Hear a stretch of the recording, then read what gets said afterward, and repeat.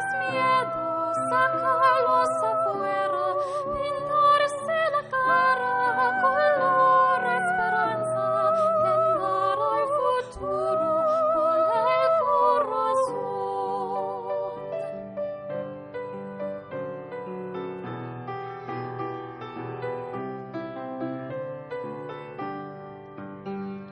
Sé que en tus ojos con solo mirar que estés cansado de andar y de andar y caminar, girando siempre en un lugar. Sé que las ventanas se pueden abrir, cambiar el aire depende de ti, te ayudará, vale la pena una vez más.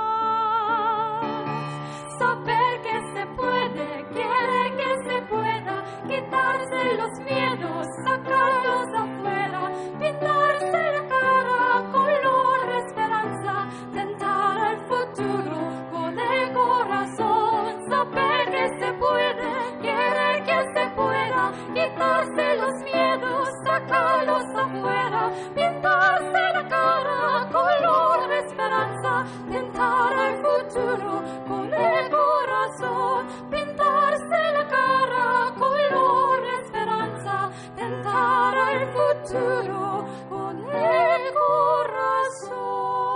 Tentar al futuro con el corazón.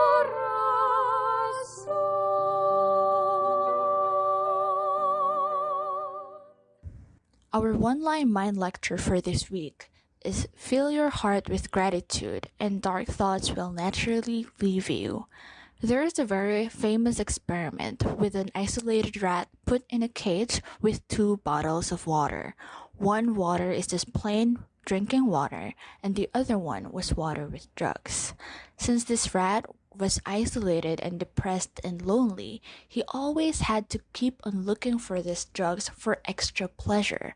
But interestingly, when this rat was moved into a rat park where he was able to make friends and enjoy all the amusement in that park, he didn't even bother to look for extra pleasure, he just needed the plain drinking water. Likewise, there were American soldiers who attended the Vietnamese War, and the people from America, when it was about time for the soldiers to come back home, they were anxious and worried that there would be a lot of drug addicts conquering all their country. But surprisingly, as the soldiers were taken back to their family, which provided them happiness, warmth, and comfort, they didn't even bother to use illegal drugs. It is a very good time for us to think how fortunate we are to not have spare nerves to get bored or to get tired or to be sad in this situation in our life.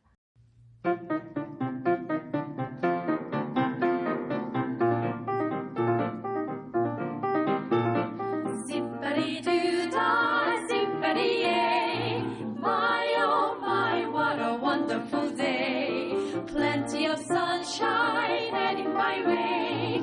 Zippity-doo-dah, zippity-yay, Mr. Bluebird on my shoulder. Is the truth, is that sure? Everything is satisfaction. Zippity-doo-dah, zippity-yay, wonderful feeling, wonderful day. Zippity-doo-dah, zippity-yay, my oh my, what a wonderful day. Plenty of sunshine heading my way. Zippity-doo-dah, zippity-yay, Mr. Bluebird on my shoulder. It's the truth. Oh, it's actual. Yes. Everything is satisfaction. Zippity-doo-dah, zippity-yay, wonderful feeling, wonderful day. Zippity-doo-dah, Mr. Bluebird on my shoulder. It's the truth, it's the sure. Everything is satisfaction. Zippity-doo-dah.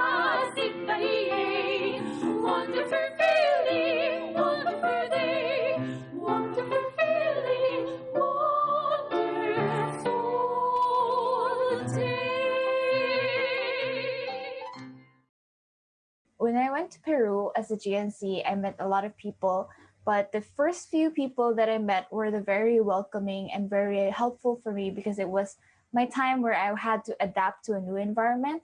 And one of the first friends that I was able to make was Jessica. And today I am very glad that she was able to make time to guest to our show. Hi, Jessica. Okay. Hi, I'm Jessica. I'm from Memphis. How are you? Long time Hello. no see. It's been a while since we didn't talk. How's the weather there? Is it like really cold?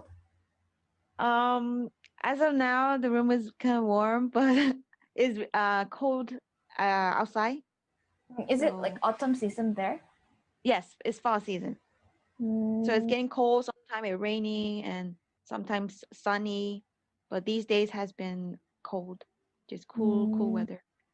Here in the Philippines, it was also rainy, and there was a super typhoon that came on the weekend. But now it's very peaceful and it's very sunny outside. So I met Jessica when I went to Peru, and the reason why I wanted to invite her for the show today is because I wanted to share with you, to our listeners, our experience in Peru. And before I share mine, if you could listen to Jessica's experience in Peru, I remember my first few days in Peru were her last days. Of all the choices of countries that you had, why did you choose Peru? Because it was near to my country.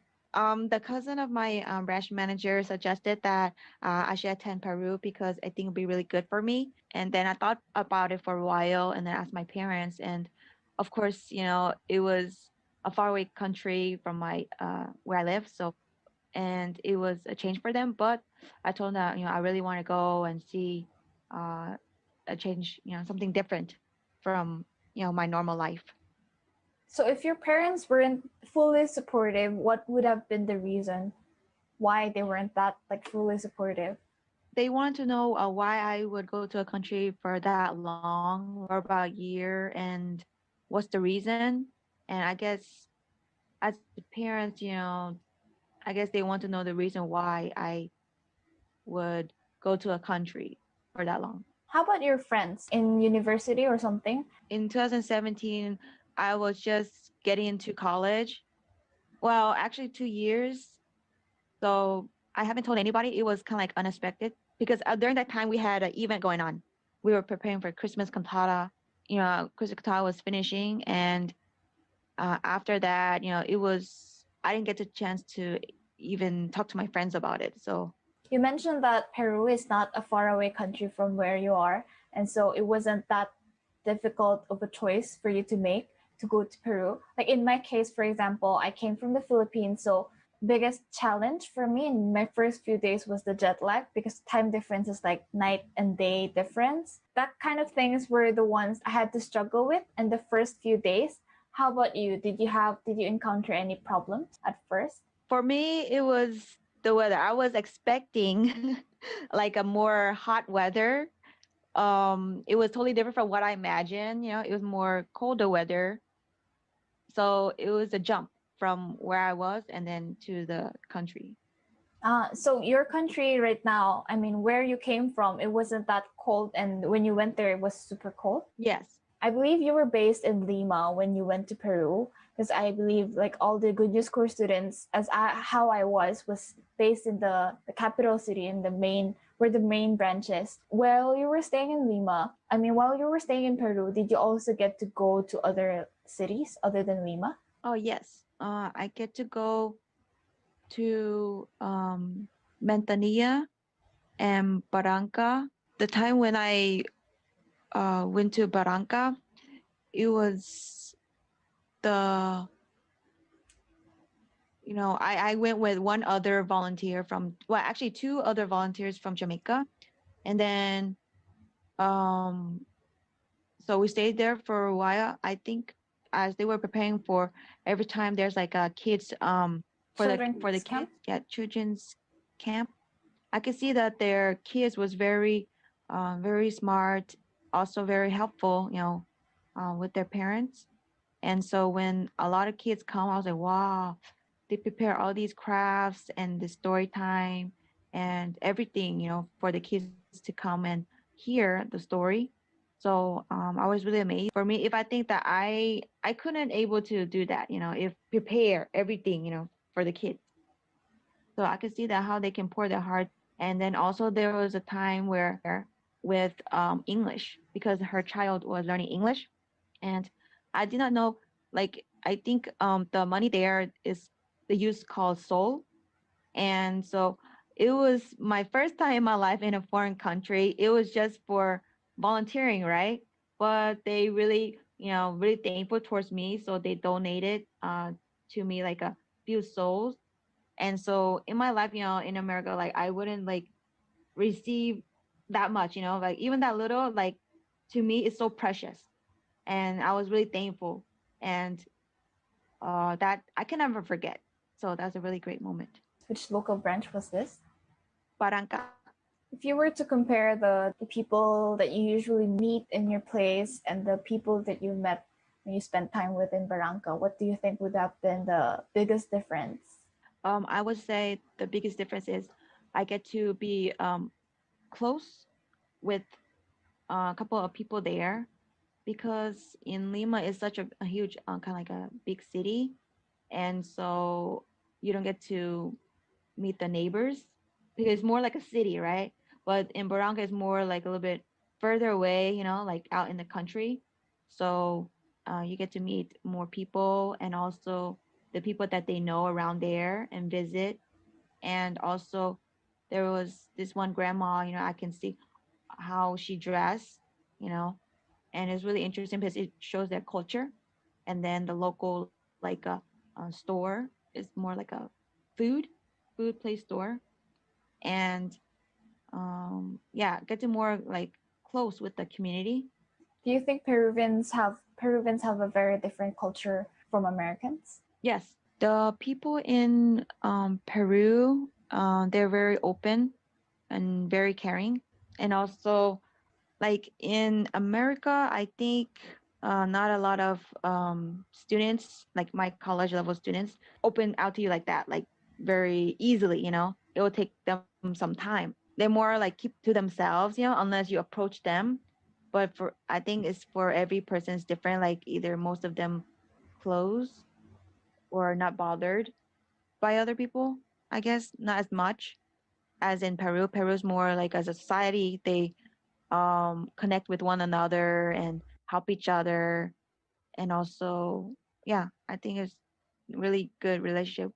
One of the things that really surprised me when I went to Peru was that the Peruvian people, not a lot of them spoke English, and that was really different from what I expected. Spanish language itself seemed very similar to English for me, so I thought it would have been easier for them to learn English language, and so I expected a lot of people spoke in English, but they didn't.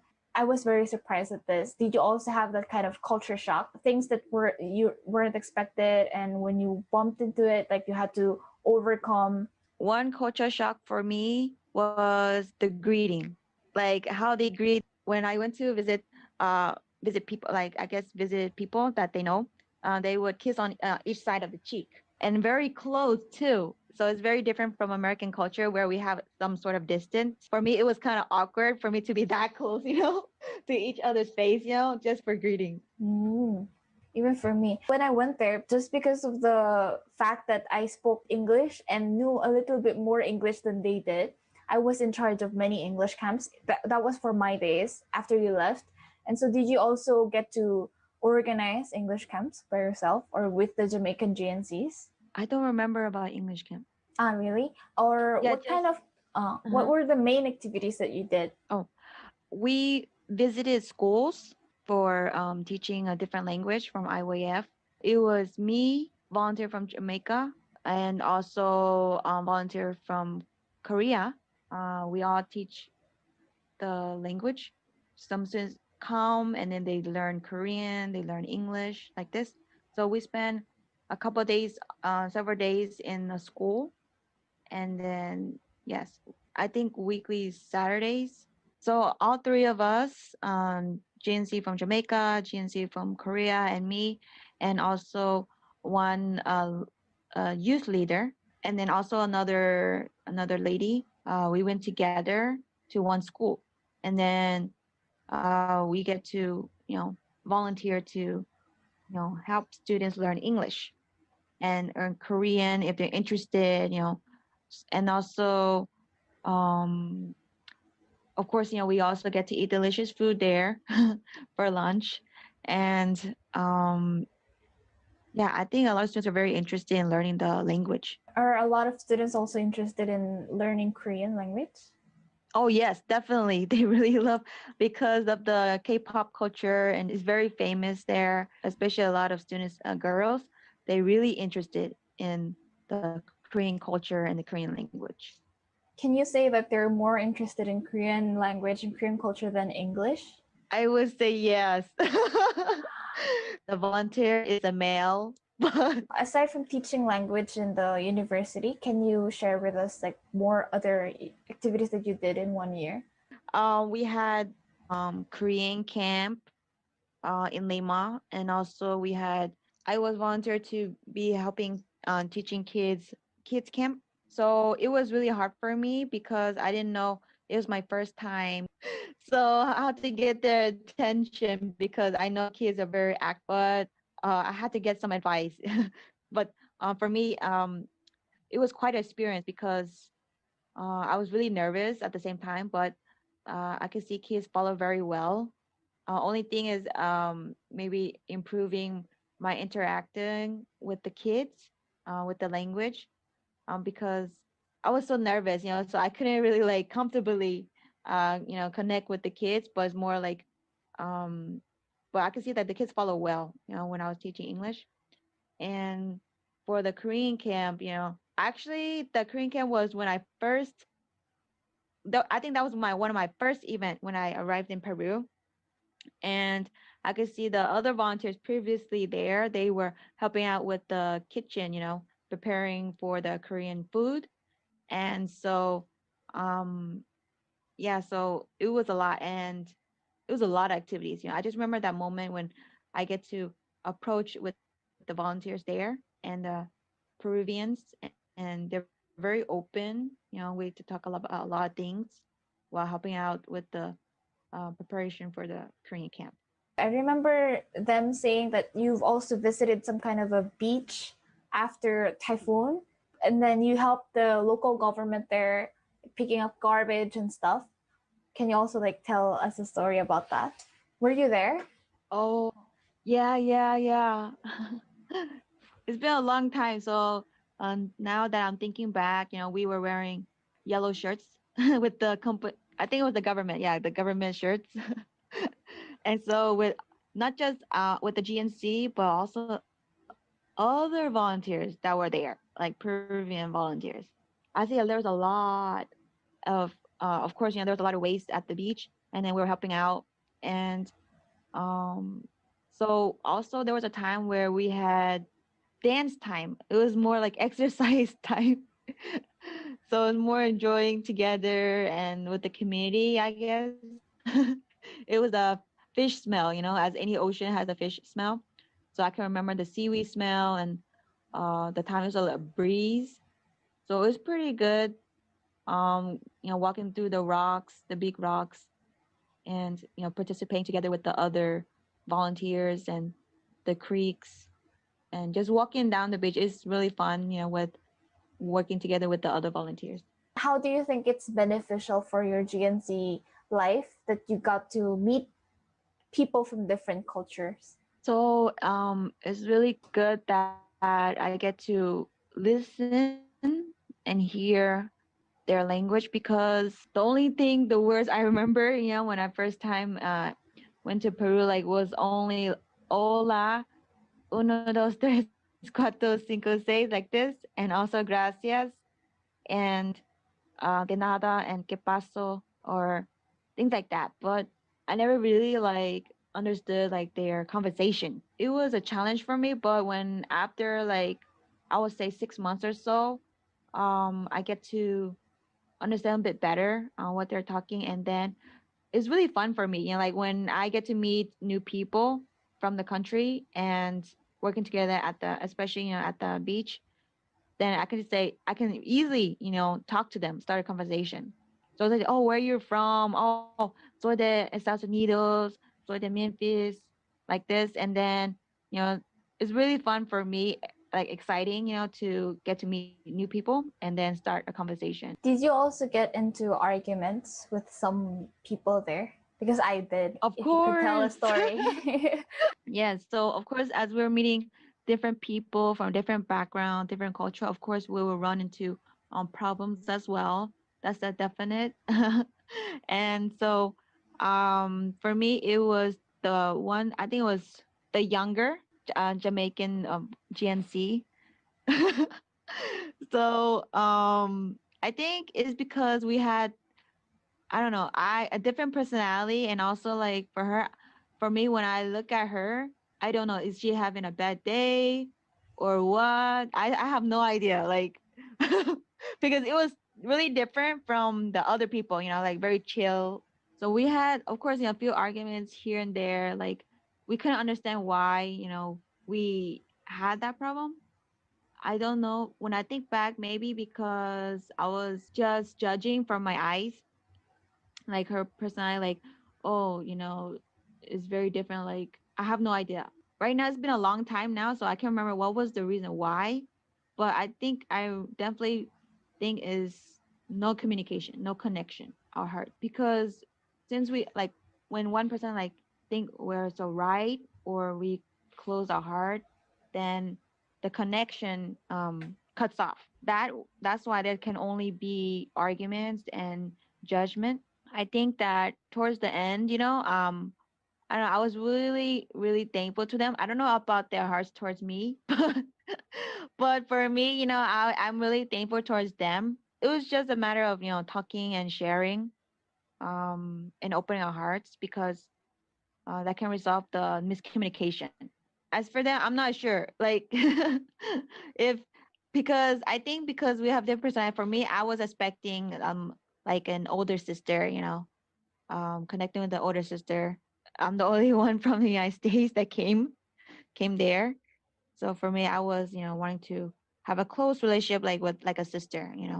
But for them, it's more like, I don't know if I'm a bother to them. Yeah, but anyway, regardless of that, I was really thankful toward them. For me, it was really fun time, even though despite the arguments.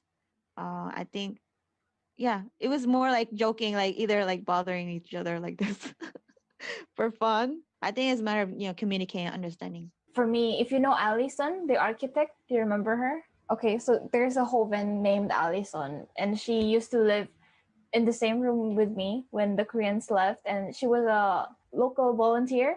There was bread in the kitchen. There was only one left, and I already had breakfast, but I was still hungry, and I was cocina that day. And she suddenly came and she didn't have breakfast, and she wanted to get my bread, and that was my bread. And we just fought. It was just one bread.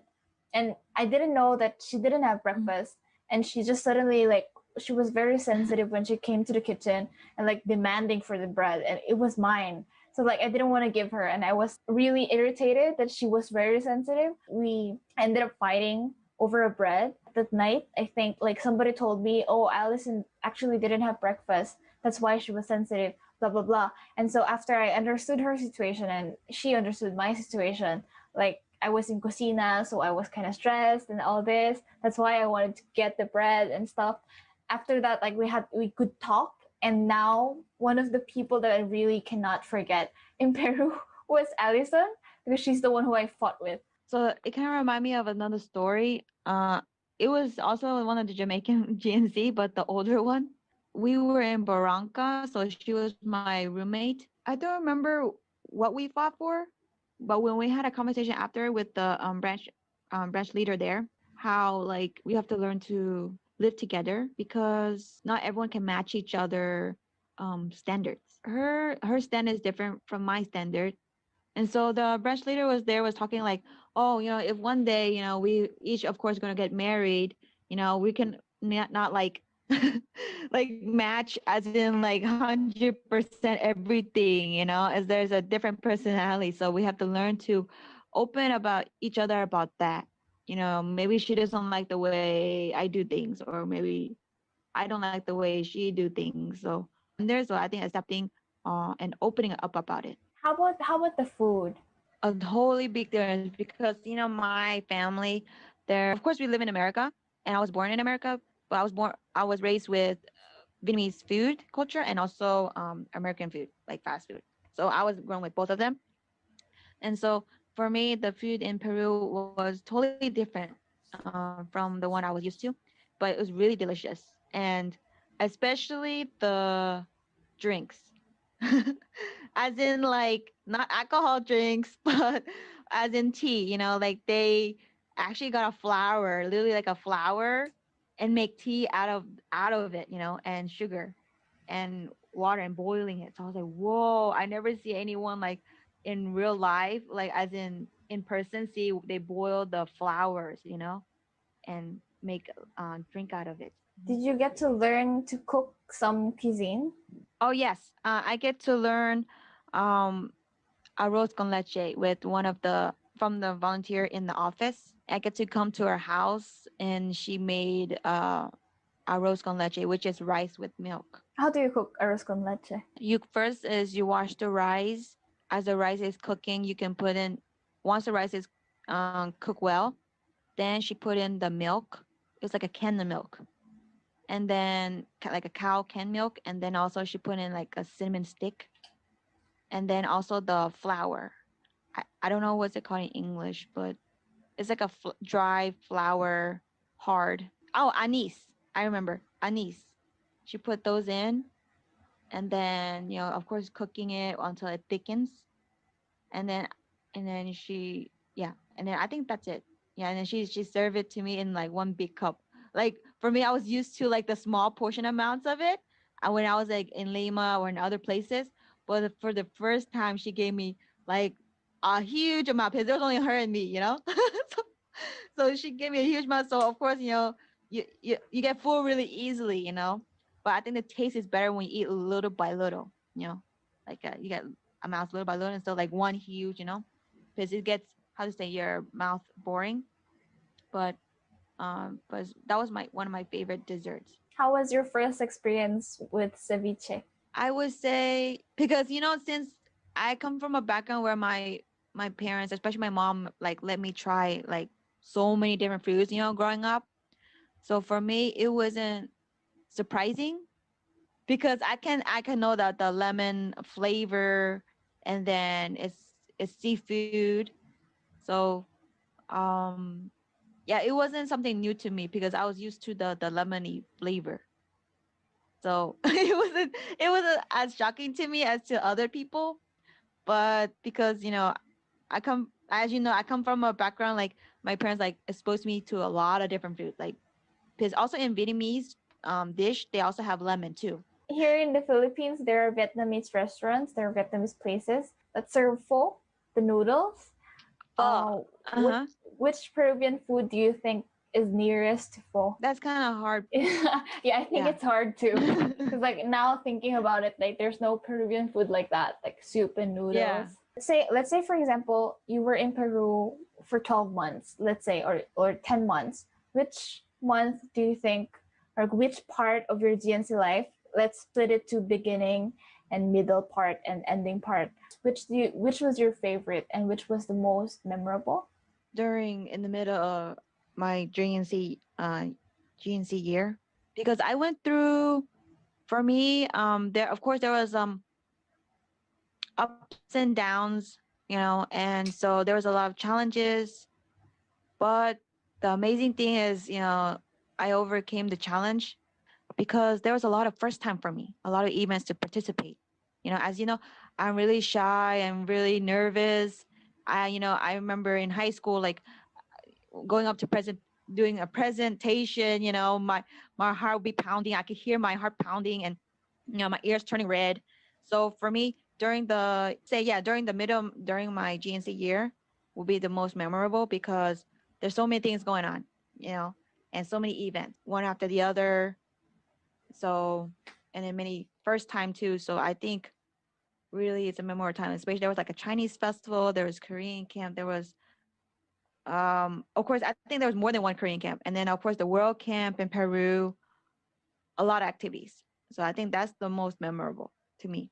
And of course, there are times when I was sick. I get to learn that that, oh, they really loved, really care about me, you know. I thought that, oh, I had a thought, you know, I fall into that thought that I was like lonely like this, right? But that was not true, you know, that thought, that heart.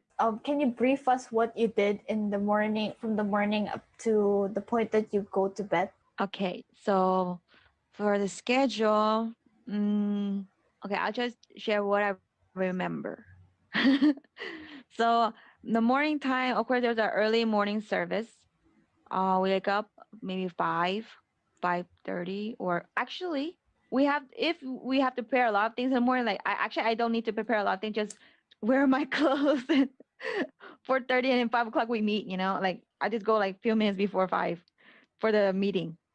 And then after that we read the Bible, and then of course there will be someone sharing the word to give us the word, because you know starting a day with the word can give us strength for the day. You know, sometimes we have so many thoughts in one day, but through that we can strengthen our our our heart. And also after that we have breakfast. I'm so excited for breakfast.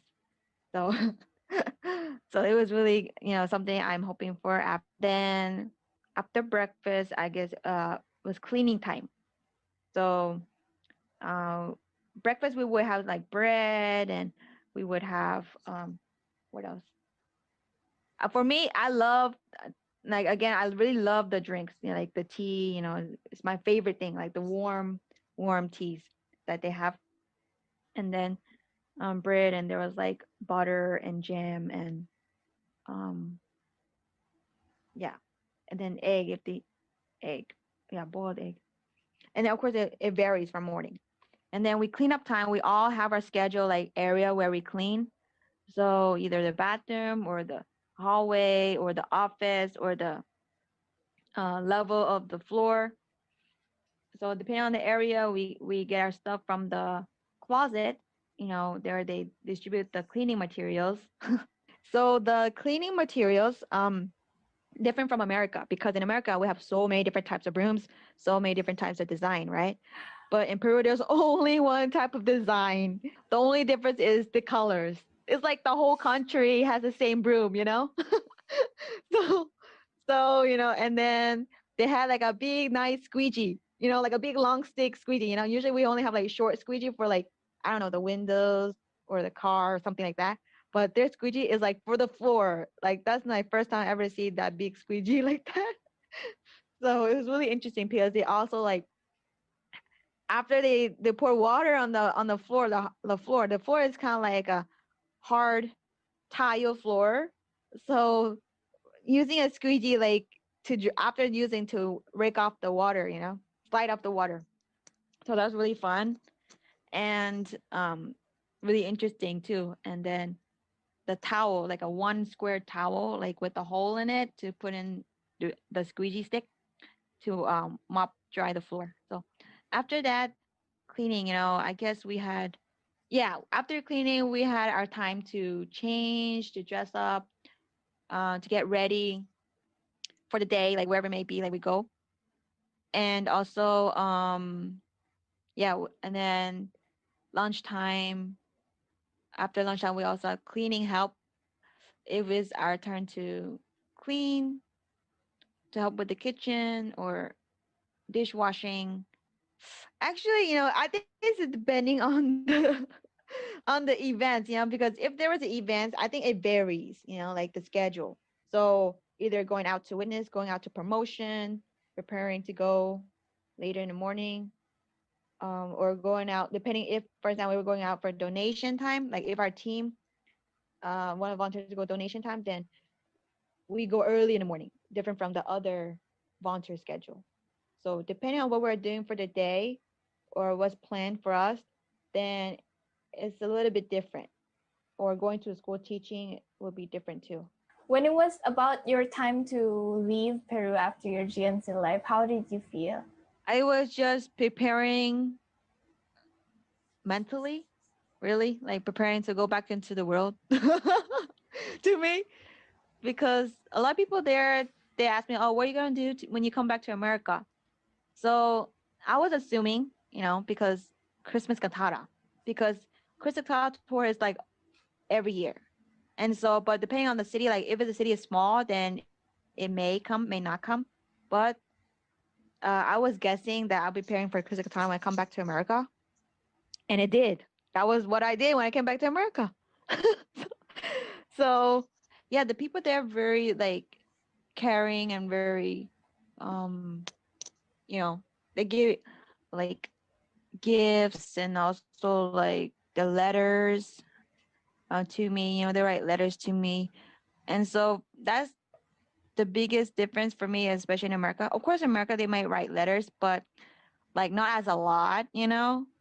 So for me to receive the letters, like, wow, like usually I'm the person, the type like, I don't really write letters. Like that's something I do is kind of weird to me.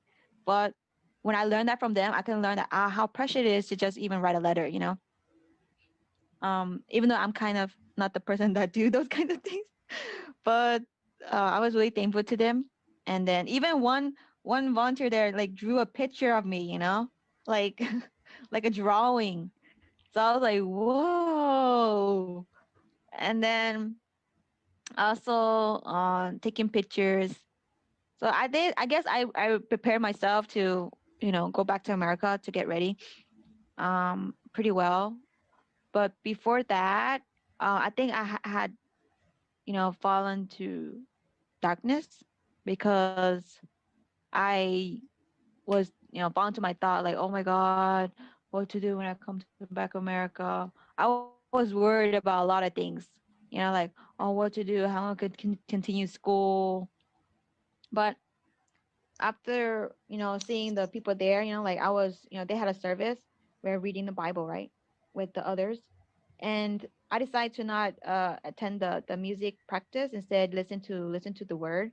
So I was reading the Bible. I ran to a lot of words, like really lifted like my darkness from my heart. Very simple. And then like I had a change of heart, like, like wow, they really.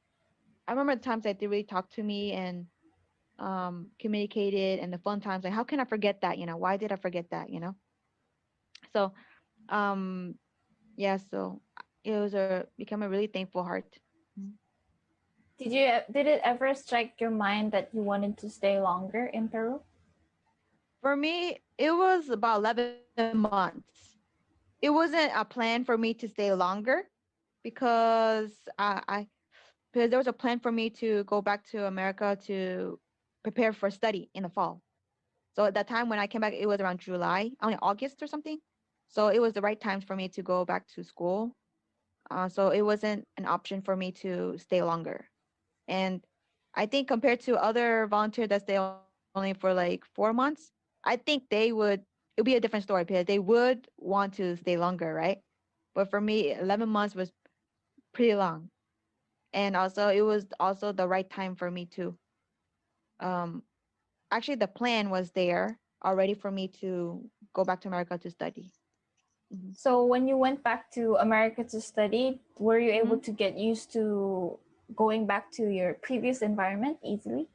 For me, it was like a dream because when I come back to America, I felt like it was a dream. Like thinking back, like wow, I spent 11 months in Peru. Like now I'm in America. Like wow, like what to do. But big impact more than just it was a dream. Like I was like, oh my God, like I spent 11 months. Going back, I felt like, oh my God, I'm going back to the real world now, like this. But yeah,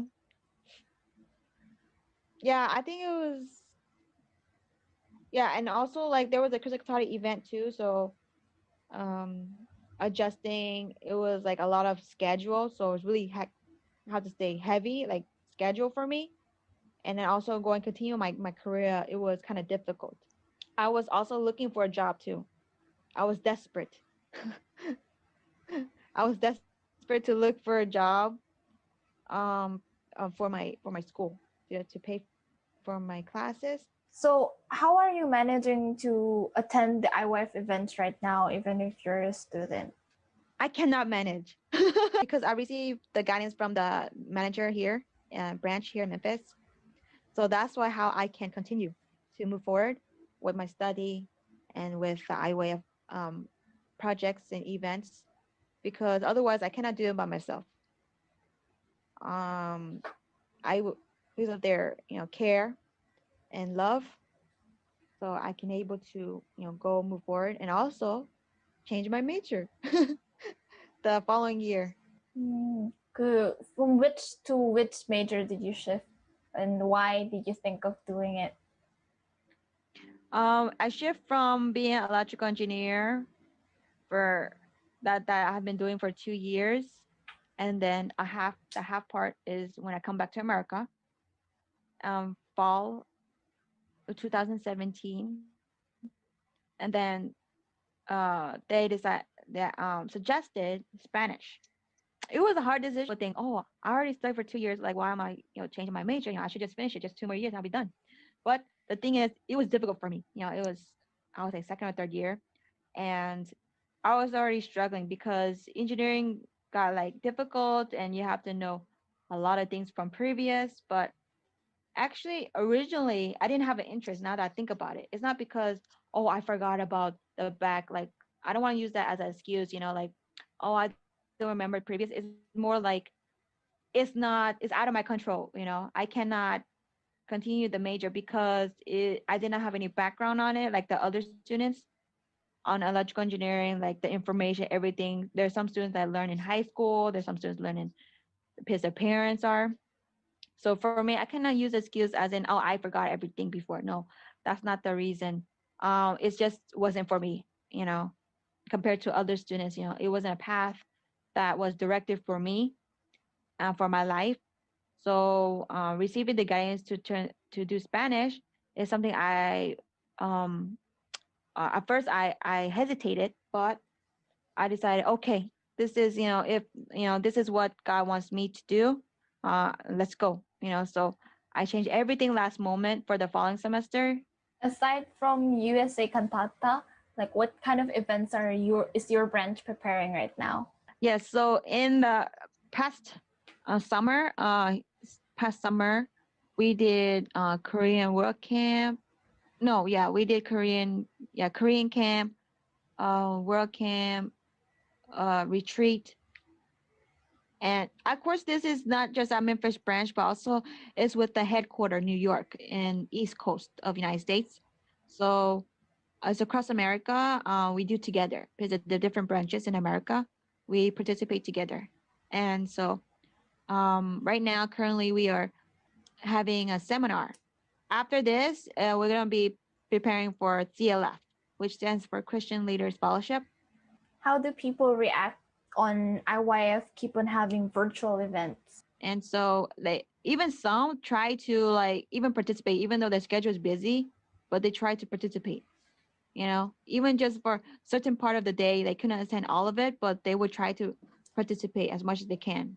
Regardless, even if their internet is lagging, they would try to enter in, try to enter in. The one line my lecture for this week is fill your heart with gratitude and dark thoughts will naturally leave you. American soldiers, when they participated in the Vietnamese War, they were using drugs. And not just Vietnamese War, when they participate in wars, they need drugs so that they could stay sane because they see many brutal situations. They need drugs, but then when they came back to their family, they don't need them anymore. So if you could also share your thoughts about this. Fill your heart with gratitude, then dark thoughts will naturally leave you. I think that's very positive because when our heart is empty and when we fill it up with thankfulness, no darkness can enter in. Once the cup is full, like example, once the cup is full, nothing can enter in, only the one that's already in there, right? So if already in there is thankfulness, same likewise, vice versa. So I really believe in the word today that filled with thankfulness, gratitude, stray away the darkness.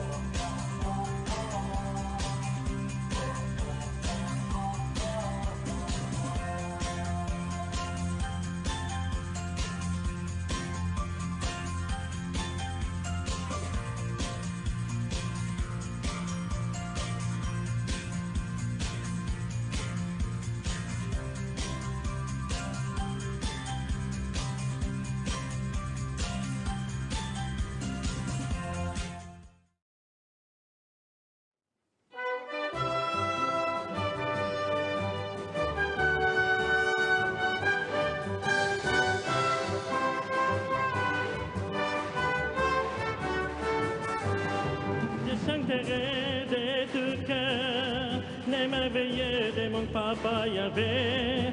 Il m'a ôté les ténèbres, il m'a délivré de tout péché. Je chanterai de tout cœur les merveilles de mon papa Yahvé. Il m'a ôté des ténèbres, Il m'a délivré de tout péché. Mon papa est fidèle, il ne m'abandonnera jamais. Je ne plus rien à craindre, car Yahvé m'a libéré. Mon papa est fidèle, il ne m'abandonnera jamais. Je ne plus rien à craindre, car Yahvé m'a libéré. je suis dans la joie et des je suis dans l'émotion, car Yahvé m'a libéré. Je suis dans la joie et des je suis dans l'émotion, car Yahvé m'a libéré.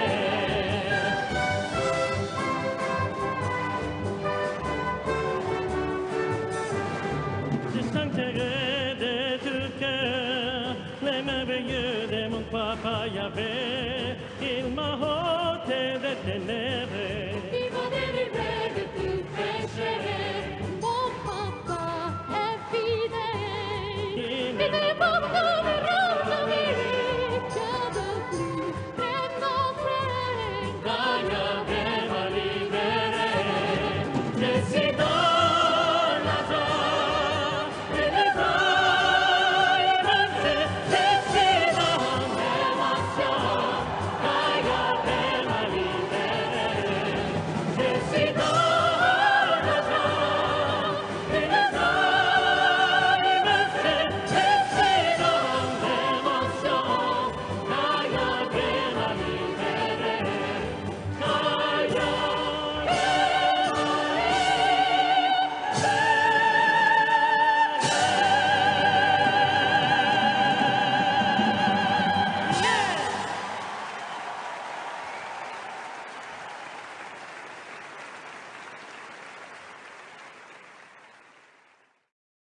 Hi everyone! Welcome to our second Korean class based on conversations from the recent hit Korean drama, It's Okay to Not Be Okay.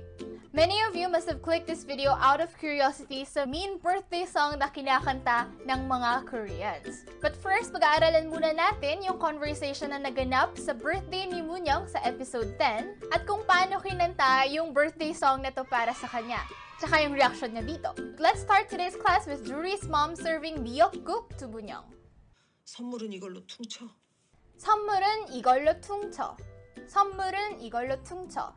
선물, ibig sabihin niya gift, present, regalo. I give you 선물 on your birthday, you give me 선물 on my birthday.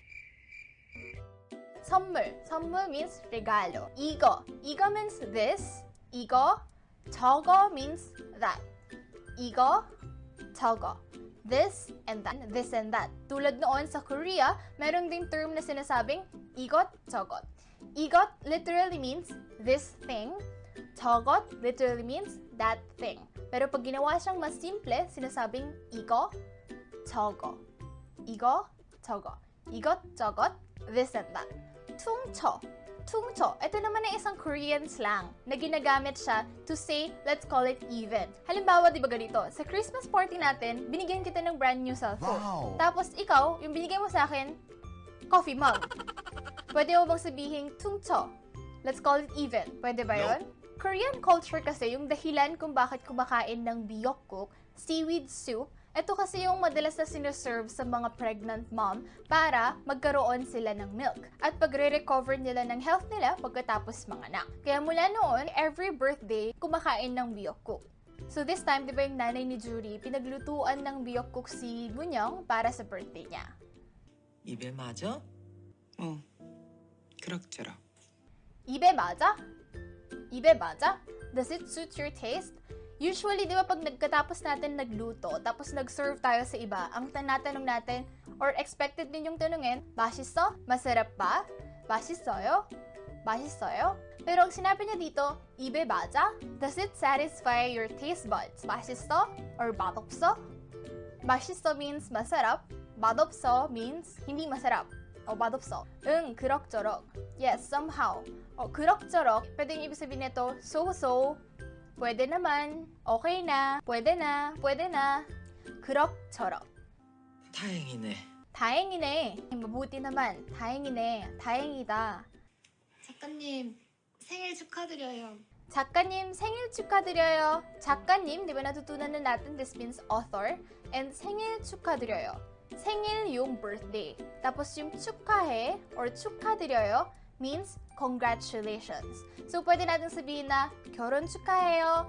결혼 축하드려요. Ang literal na translation ng maligayang kaarawan, di ba, is happy birthday itself. Pero sa Korea, congratulations on your birthday. 생일 축하드려요. 생일 축하해. 기념으로 제가 한 곡 뽑을게요. 기념으로 제가 한 곡 뽑을게요. 기념으로 제가 한 곡 뽑을게요. 기념 means celebration. 기념일, celebration day. 기념으로 입ig sabihin in celebration of.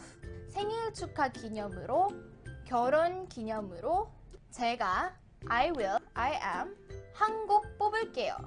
한 곡 뽑을게요. 한 곡, one song, pero ginagamit lang siya sa mga case na exciting yung atmosphere or nag-e-enjoy kayo, 한 곡 뽑을게요. Dahil sinabi niyang in celebration, 한 곡 뽑을게요. In celebration to your birthday, I will sing one song. Pag gusto kong sabihin I will sing, instead of 뽑을게요, pwede niyang sabihin 부를게요. 한 곡 부를게요. 한 곡 할게요. I'll do one song. 왜 태어났니? 왜 태어났니? 왜? Why? 태어나다. Born. 태어났다. Was born. Past tense na siya. 왜 태어났니? Why were you born? Bakit ka pinanganak? 얼굴도 못생긴 게. 얼굴 means face. 얼굴이 못생겼다. The face is ugly. 못생겼다. Ugly. 예쁘다. Pretty. 잘생겼다. Handsome.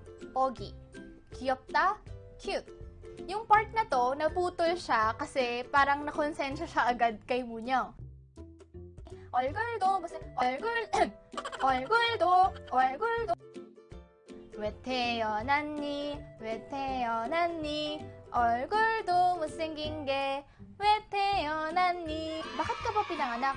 Bakit ka pa pinanganak? Ang pangit-pangit mo. Bakit ka pa pinanganak? Pwede pa natin siya gawan ng ibang style. Yung 못생긴 게, 얼굴도 못생긴 게, yung part na to pwede natin siyang lagyan ng iba. 왜 태어났니? 왜 태어났니? 노래도 못 부르는 게 왜 태어났니? 죽을래? 죽을래? 죽을래? 죽을래? Gusto mo bang mamatay? Do you wanna die? Sobrang useful din siya, di ba? So sa mga friends ninyo na kinantahan kayo ng mean birthday song, ganito yung magiging reply ninyo. 죽을래? 죽을래? Okay, 영상 봐주셔서 감사합니다. Ngayong quarantine, we're having a hard time to give a special celebration day sa mga birthday celebrant friends or families natin. Kantahan nyo na sila ng birthday song na to para meron na kayong bagong pagtatawanan. Since bago pa lang ang mga Korean language tutorial videos ko, sobrang ma-appreciate ko po kung pwede kayong mag-leave ng comments kung ano pa o paano ninyo gustong matuto ng Korean. I hope you learned something new from this video na magagamit ninyo sa paggawa ng bagong Korean friends. Bye! Morning is broken like the first morning. Blackbird is spoken like the first born. Praise the singing, praise for the morning, praise for the spring.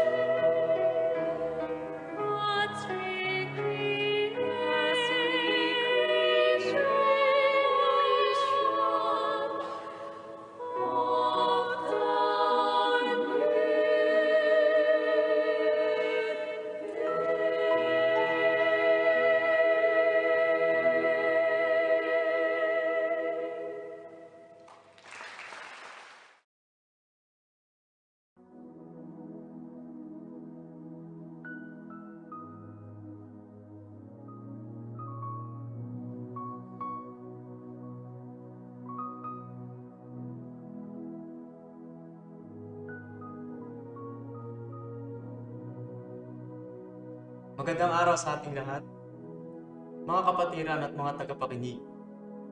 Kung mapapansin natin, ang mundo ngayon ay nakakaranas ng matinding kahirapan dahil sa epidemyong nangyari at madaming puso din ang nahihirapan dahil sa ganitong sitwasyon. Pero kahit na ganoon, tayo ay mapalad dahil sa mga oras na ito, patuloy tayong iniingatan at ginagabayan ng Diyos. Magandang araw at ako si Brother Ben Adanza at ito ang programang Gospel Hour. Ngayong araw ay babasahin ko sa inyo kung paano ba ginawa ng Diyos ang langit at lupa, mga bagay at hayop at iba't ibang bagay na may buhay sa sanlibutan. At para sa mga kapatiran natin at sa mga bago lang nakikinig sa programa na ito ang magandang oras para mapagbulay-bulay ang salita ng Diyos. At dito din sa programa na ito, malalaman kung ano ba ang eksaktong puso ng Diyos para sa ating mga tao. Umpisahan na natin. Genesis, unang kabanata. Nang pasimula ay nilikha ng Diyos ang langit at ang lupa. At ang lupa ay walang anyo at walang laman. At ang kadiliman ay sumasaibabaw ng kalaliman. At ang Espiritu ng Diyos ay sumasaibabaw ng tubig. At sinabi ng Diyos, magkaroon ng liwanag. At nagkaroon ng liwanag. At nakita ng Diyos ang liwanag na mabuti. At hiniwalay ng Diyos ang liwanag sa kadiliman. At tinawag ng Diyos ang liwanag na araw, at tinawag niya ang kadiliman na gabi. At nagkahapon at nagkaumaga ang unang araw. At sinabi ng Diyos, magkaroon ng isang kalawakan sa gitna ng tubig, at mahiwalay ang tubig sa kapwa tubig. At ginawa ng Diyos ang kalawakan, at hiniwalay ang tubig na nasa ilalim ng kalawakan sa tubig na nasa itaas ng kalawakan, at nagkagayon. At tinawag ng Diyos ang kalawakan na langit. At nagkahapon at nagkaumaga ang ikalawang araw. At sinabi ng Diyos, mapisa ng tubig na nasa silong ng langit sa isang dako. At lumitaw ang katuyuan, at nagkagayon. At tinawag ng Diyos ang katuyuan ng lupa, at ang kapisanan ng tubig ay tinawag niyang mga dagat. At nakita ng Diyos na mabuti. At sinabi ng Diyos, sibulan ng lupa ng damo, pananim na nagkakabinhi, at punong kahoy na namumunga ay sa kanyang pagkakahoy. Nataglay ang kanyang binhi sa ibabaw ng lupa, at nagkagayon. At ang lupa ay sinibulan ng damo, pananim na nagkakabinhi ayon sa kanyang pagkapananim. At ng punong kahoy na namumunga, nataglay ang kanyang binhi, ayon sa kanyang pagkakahoy, at nakita ng Diyos na mabuti. At nagkahapon at nagkaumaga ang ikatlong araw. At sinabi ng Diyos, magkaroon ng mga tanglaw sa kalawakan ng langit, upang maghiwalay ng araw sa gabi, at maging pinakatanda ang pinakabahagi ng panahon ng mga araw at ng mga taon, at maging pinakatanglaw sa kalawakan ng langit, upang tumanglaw sa ibabaw ng lupa, at nagkagayon.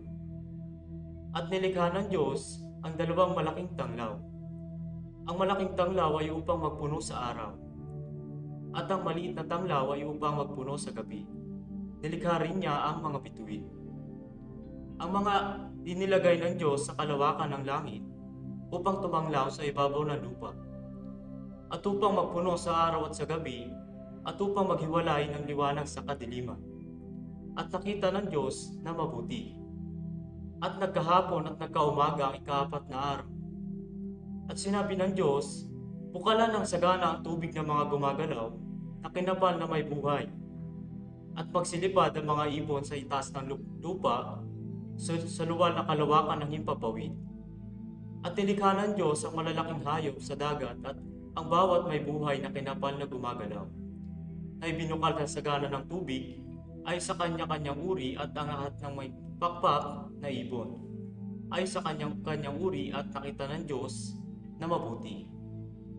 At mga binasbasan ng Diyos na sinabi, kayo'y magpaalanakin at magpakarami, at inyong punuin ang tubig sa mga dagat, at magpakarami ang mga ibon sa lupa. At nagkahapon at nagkaumaga ang ikalimang araw.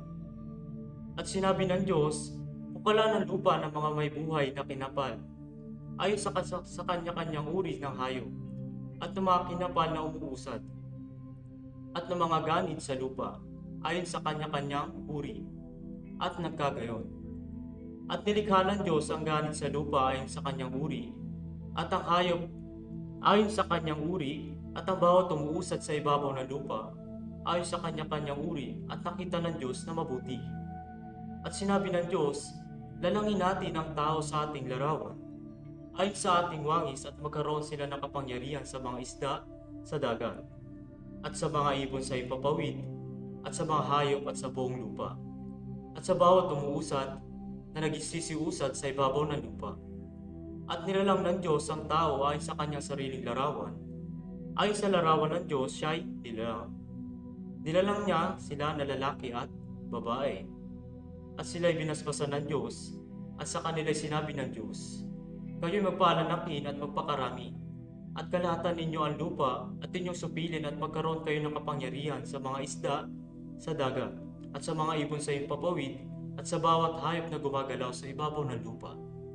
At sinabi ng Diyos, narito, ibinigay ko sa inyo ang bawat pananim na nagkakabinhi, na nasa ibabaw ng balat ng lupa, at ang bawat punong kahoy na may bunga ng punong kahoy na nagkakabinhi, sa inyo'y magiging pagkain.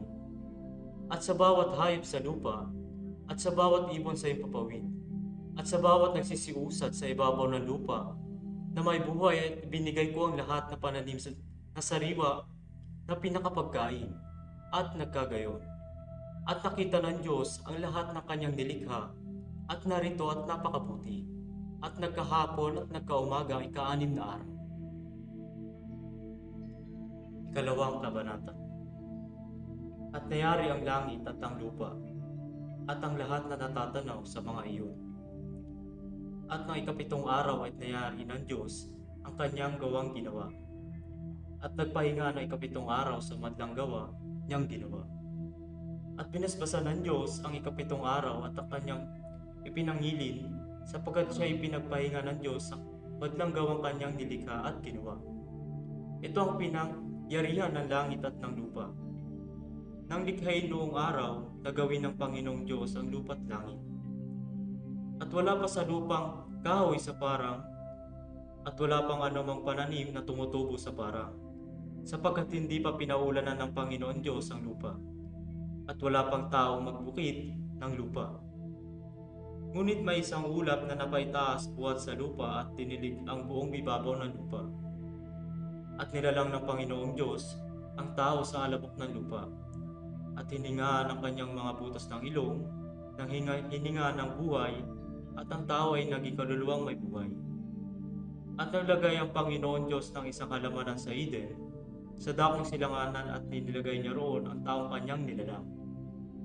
At pinatubo ng Panginoong Diyos sa lupa ang lahat na punong kahoy na nakalulugod sa paningin at mabubuting kanin. Gayon din ang punong kahoy ng buhay sa gitna ng halamanan, at ang punong kahoy na pagkakilala ng mabuti at masama. At may isang ilog na lumabas sa Eden, na dumilig sa halamanan, at mula rooy nabahagi at nagapat na sanga. Ang pangalan ng una ay Pison, na siyang lumiligid sa buong lupain ng Habila, na dooy may ginto. At ang ginto sa lupang yaoy mabuti. Mayroon din naman doong bedelyo at batong onyx. At ang pangalan ng ikalawang ilog ay Gihon, na siyang lumiligid sa buong lupain ng Cush. At ang pangalan ng ikatlong ilog ay Hidisel, na siyang umaagos sa tapat ng Assyria, at ang ika-4 na ilog ay ang Euphrates. At kinuha ng Panginoon Diyos ang lalaki at inilagay sa halamanan ng Eden, upang kanyang alagaan at ingatan. At inuutos ng Panginoon Diyos sa lalaki na sinabi, sa lahat ng punong kahoy sa halamanan ay makakakain ka na may kalayaan. Natapwat sa punong kahoy ng pagkakilala ng mabuti at masama, ay huwag kang kakain, sapagkat sa araw na ikaw ay kumain niyaon, ay walang pagsalang mamamatay ka. At sinabi ng Panginoon Diyos, hindi mabuti na ang lalaki ay mag-isa. Siya'y ilalalang ko ng isang katulong niya.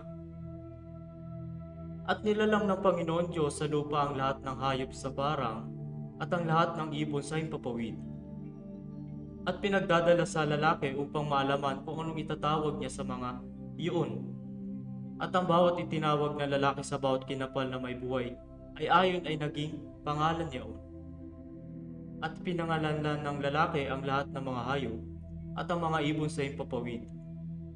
At ang bawat ganit sa parang, datapot sa lalaki ay walang nasumpungang maging katulong niya.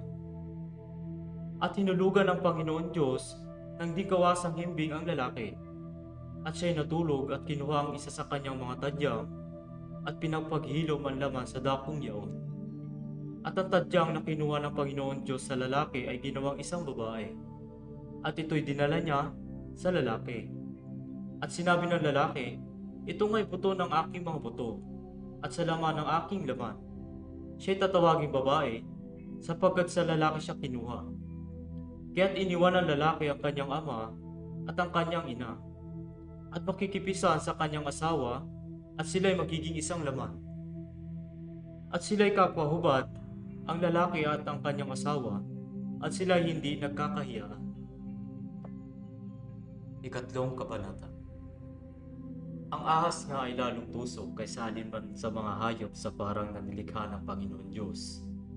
At sinabi niya sa babae, tunay bang sinabi ng Diyos, huwag kayong kakain sa alinmang punong kahoy sa halanganan?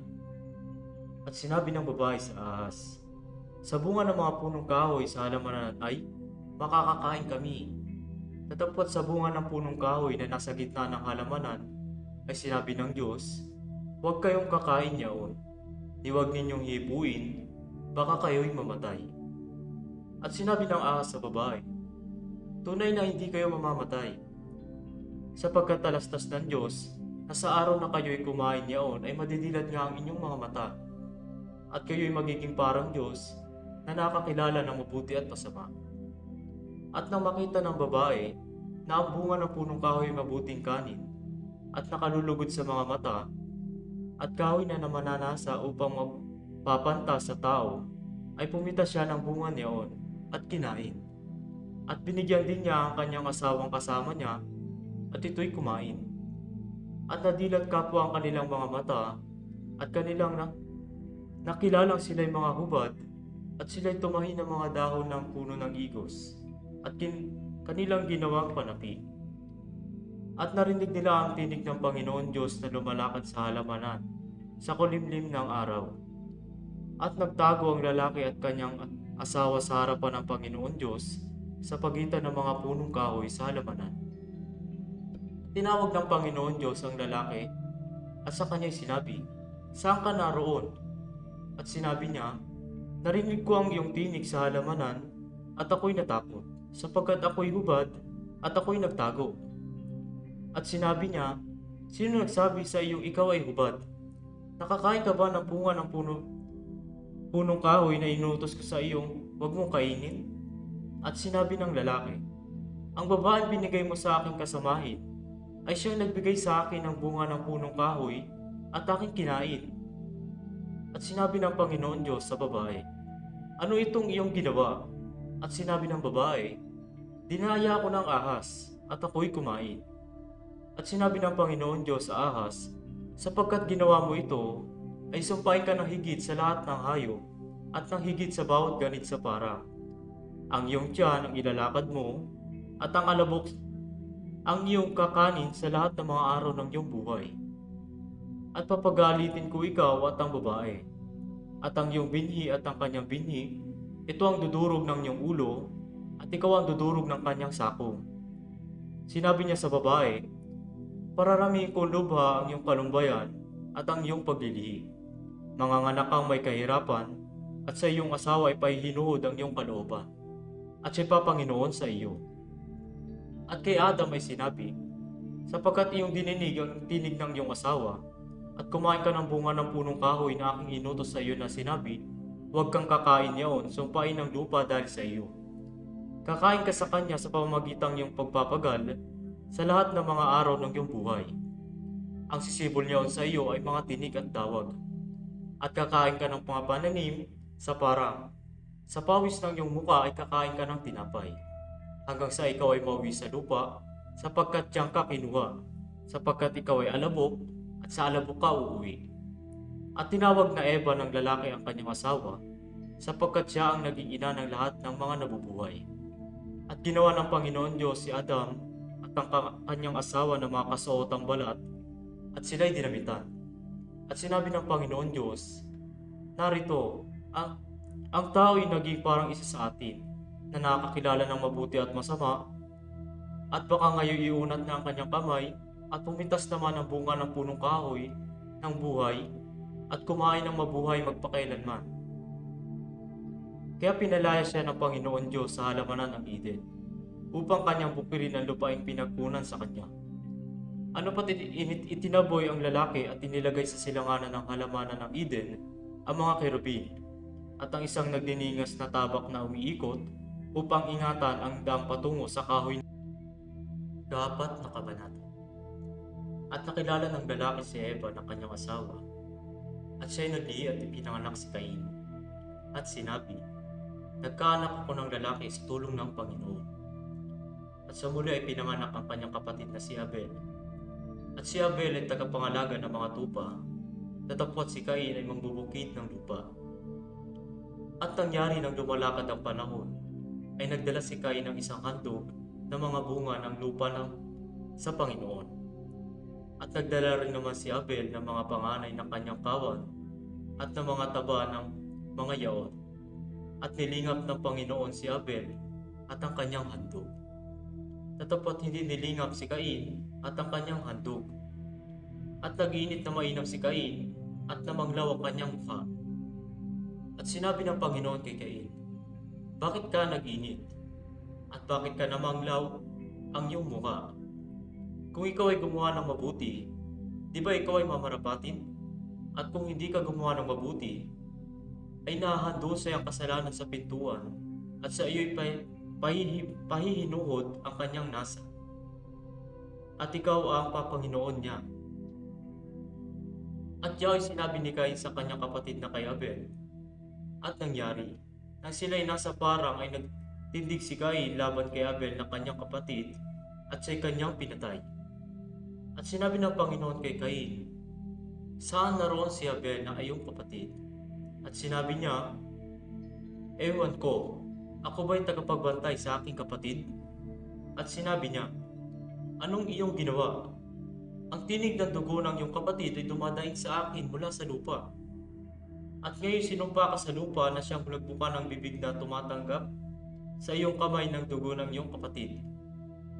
Pagbubukid mo ng lupa ay hindi na ibibigay mula ngayon sa iyo ang kanyang lakas. Ikaw ay magiging palaboy at hampas lupa sa lupa. At sinabi ni Cain sa Panginoon, ang aking kaparusahan ay higit kaysa bababata ko. Narito, ako iyong itinaboy ngayon mula sa ibabaw ng lupa, at sa iyong harapan ay magtatago ako, at ako'y magiging palaboy at hampas lupa. At mangyayari na sino mang makakasumpong sa akin ay papatayin ako. At sinabi sa kanya ng Panginoon, dahil dito'y sino mang pumatay kay Cain ay makapitong gagantihan. At nilagyan ng Panginoon ng isang tanda si Cain, bukas siya'y sugatan ng sino mang makakasumpong sa kanya.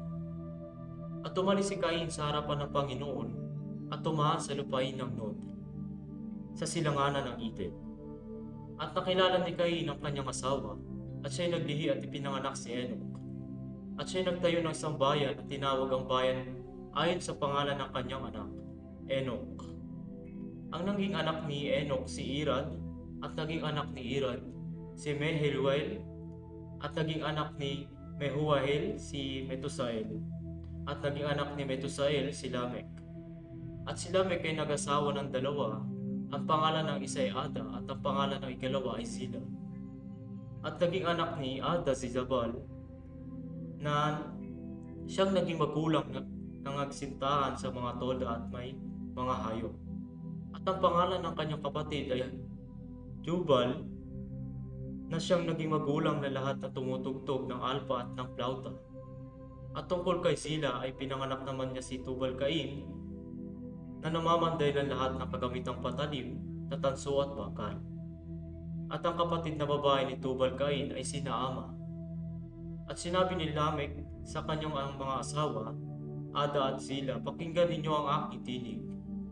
Kayong mga asawa ni Lamech ay makinig ng aking salaysay. Sapagkat pumatay ako ng isang tao dahil sa ako'y sinugatan, at ng isang binata dahil sa ako'y hinampas. Kung makapitong gagantihan si Cain, tunay na si Lamech ay makapitongpung-pito.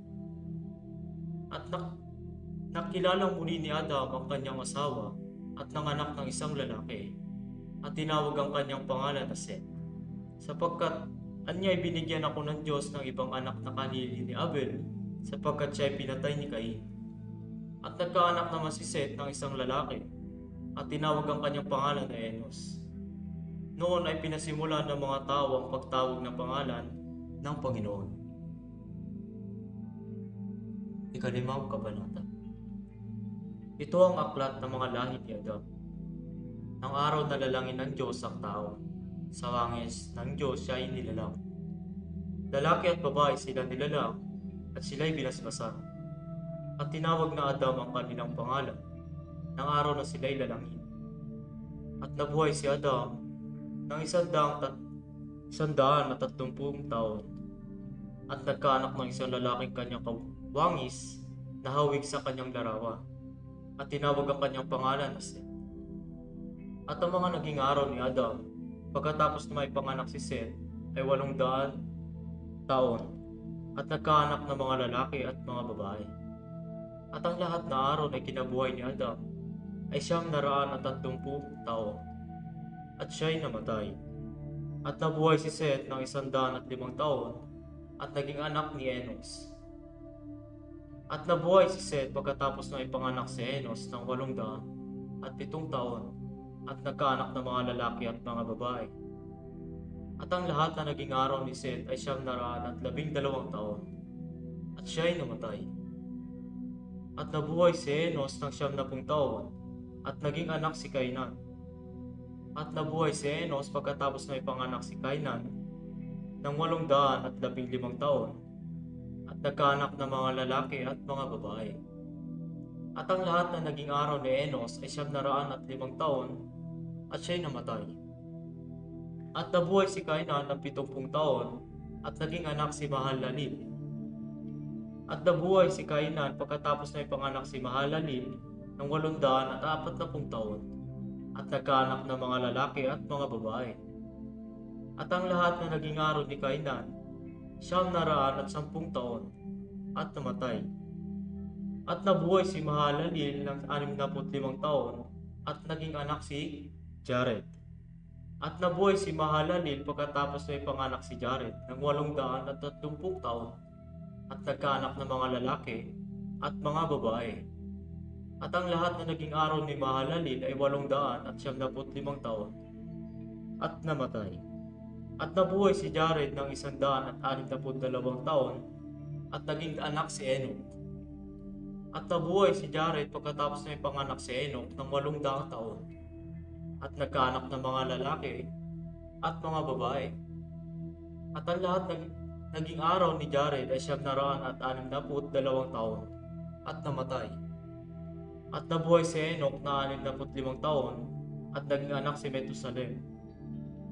At lumakad si Enoch na kasama ng Diyos pagkatapos na ipanganak si Metusalem na 300 taon, at nagkaanak ng mga lalaki at mga babae.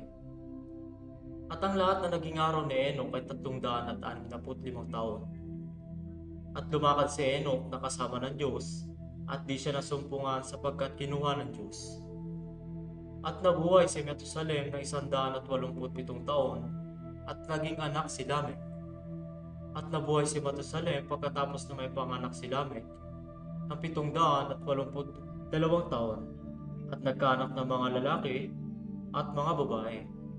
At ang lahat na naging araw ni Metusalem ay 969 na taon, at siya'y namatay. At nabuhay si Lamech ng 182 taon, at nagkaanak ng isang lalaki. At tinawag ang kanyang pangalan na Noe, na sinabi, ito nga ang aaliw sa atin tungkol sa ating gawa at sa pinagpagalan ng ating mga kamay, dahil sa lupang sinumpa ng Panginoon. At nabuhay si Lamech pagkatapos na may panganak si Noe ng 575 taon, at nagkaanak ng mga lalaki at mga babae. At ang lahat na naging araw ni Lamech ay 777 taon at namatay. At si Noe ay may 500 taon at naging anak ni Noe si Sem, si Cham at si Japhet.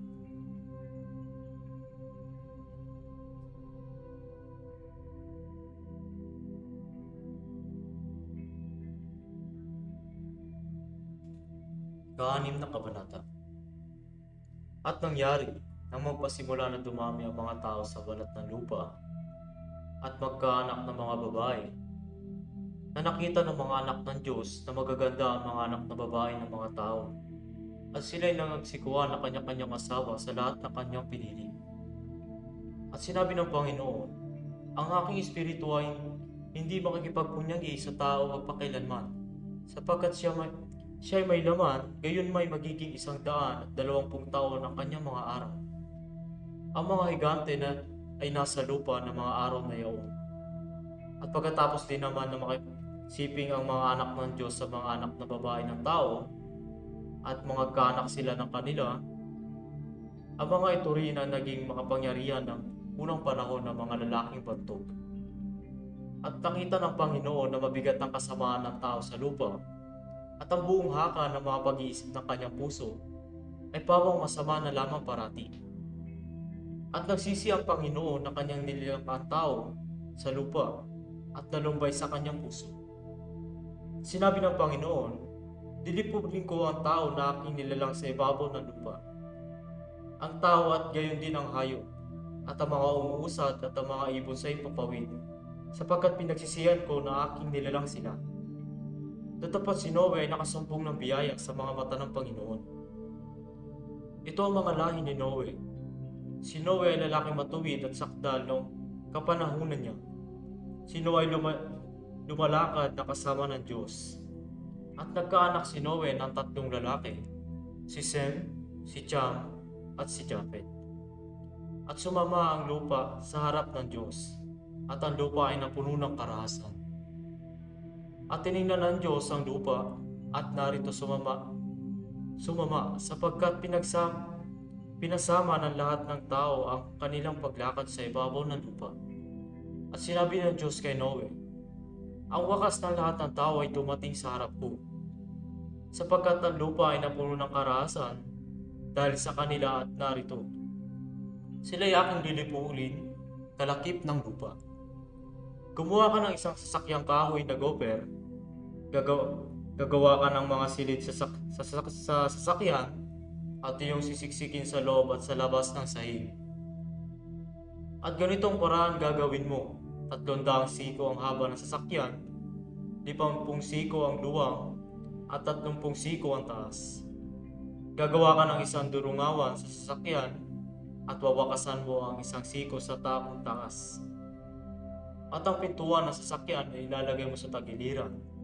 Gagawin mong may lapag na lalong mababa, pangalawa at pangatlo. At ako, narito, ako'y magpapadagsa ng isang bahas ng tubig sa ibabaw ng lupa upang lipulin sa silong ng langit ang lahat ng laman na may hininga ng buhay. Ang lahat na nasa lupa ay mga mamatay. Datapwat pagtitibayin ko ang aking tipan sa iyo, at ikaw ay lululan sa sasakyan. Ikaw at ang iyong mga anak na lalaki, at ang iyong asawa, at ang asawa ng iyong mga anak na kasama mo. At sa bawat na mabubuhay, lahat ng laman ay maglululan ka sa loob ng sasakyan ng 2 sa bawat uri upang maingatan silang buhay.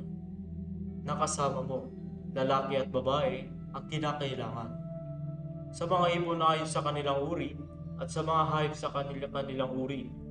Sa bawat nagsisiusad, ayon sa kanilang uri. 2 sa bawat uri ay isasama mo sa iyo upang maingatan silang buhay. At magbangon ka ng lahat ng pagkain na kinakain, at timbakin mo sa iyo, at magiging pagkain mo at nila. Gayon ginawa ni Noe, ayon sa lahat na inutos sa kanya ng Diyos, at gayon ang ginawa niya.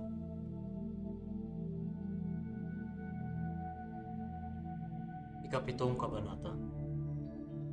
At sinabi ng Panginoon kay Noe, Lumulan ka at ang iyong buong sambahayan sa sasakyan, sapagkat ikaw ay aking nakitang matuwid sa harap ko sa panahong ito.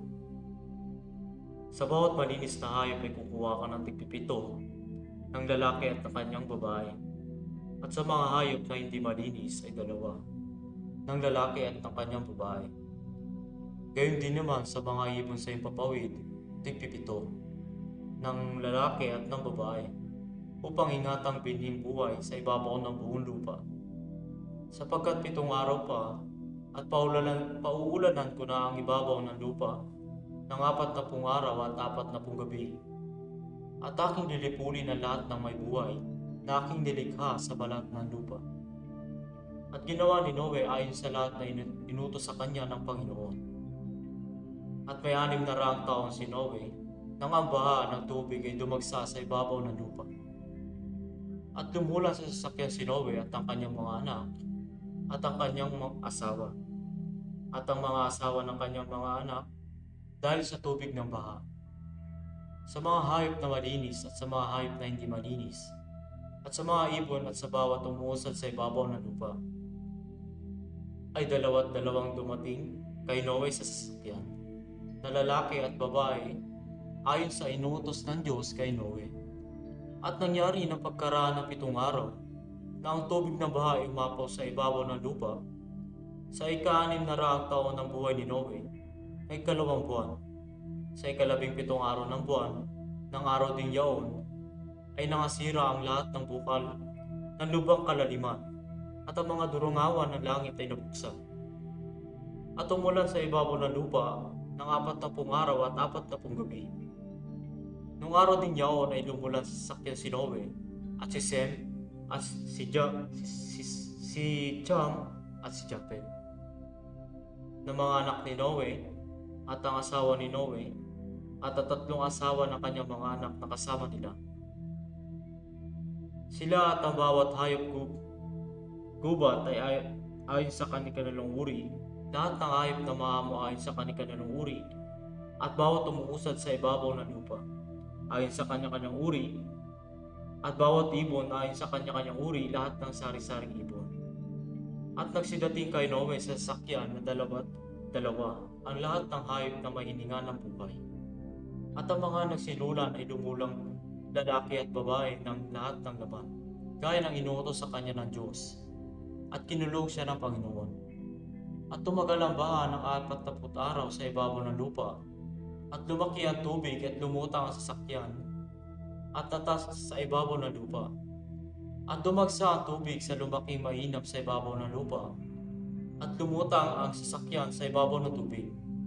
At dumagsang lubha ang tubig sa ibabaw ng lupa, at inapawan ang lahat ng mataas na bundok na nasa silong ng buong langit. 15 siko ang lalim na idinagsa ng tubig, at inapawan ang mga bundok. At namatay ang lahat ng lamang gumagalaw sa ibabaw ng lupa, ang mga ibon, at gayon din ang mga hayop. At ang hayop gubat at ang bawat nagsisiusad na umuusad sa ibabaw ng lupa, at ang bawat tao. Ang bawat mahinga ng diwa ng buhay sa kanilang ilong, lahat na nasa lupang tuyo ay namatay, at nilipol ang bawat may buhay na nasa ibabaw ng lupa, ang tao at gayon din ang hayop, at ang mga umuusad at ang mga ibon sa himpapawid. At sila'y nalipol sa lupa, at ang natira lamang ay si Noe at ang kasama niya sa sasakyan. At tumagal ang tubig sa ibabaw ng lupa ng 150 araw. Ikawalong kabanata. At naalala ng Diyos si Noe at ang lahat ng may buhay at ang lahat ng hayop na kasama niya sa sasakyan.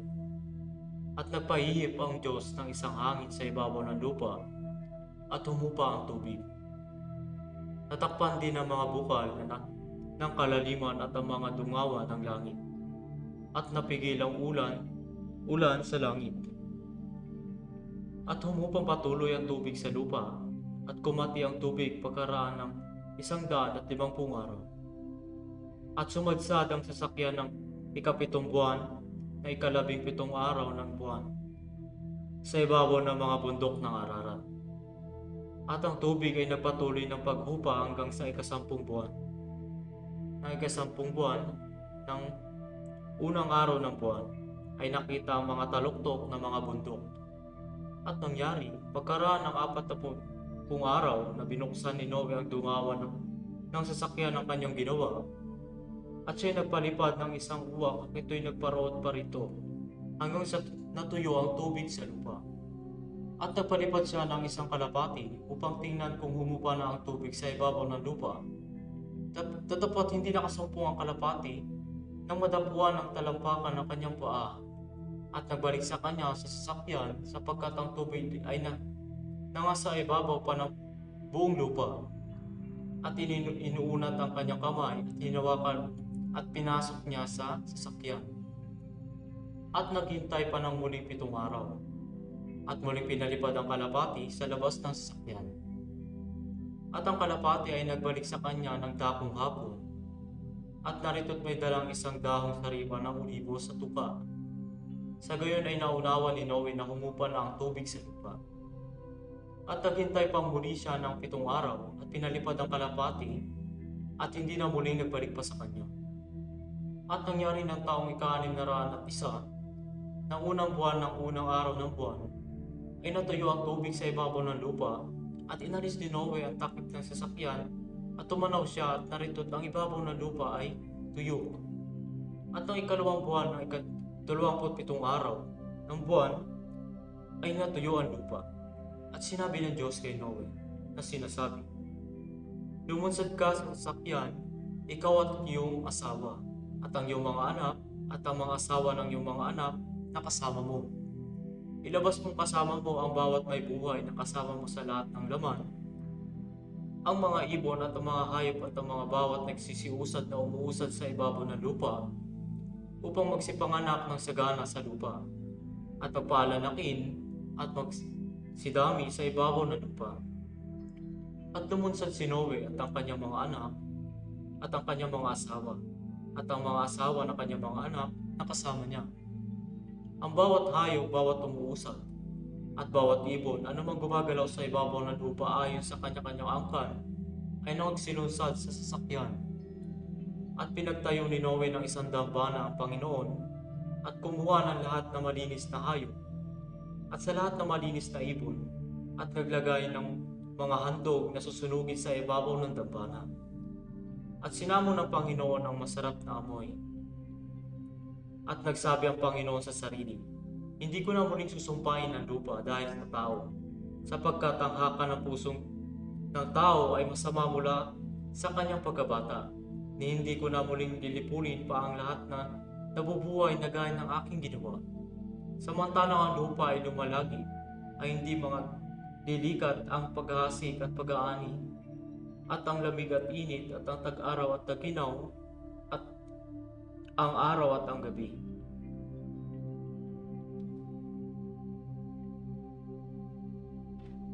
Ika-9 na kabanata.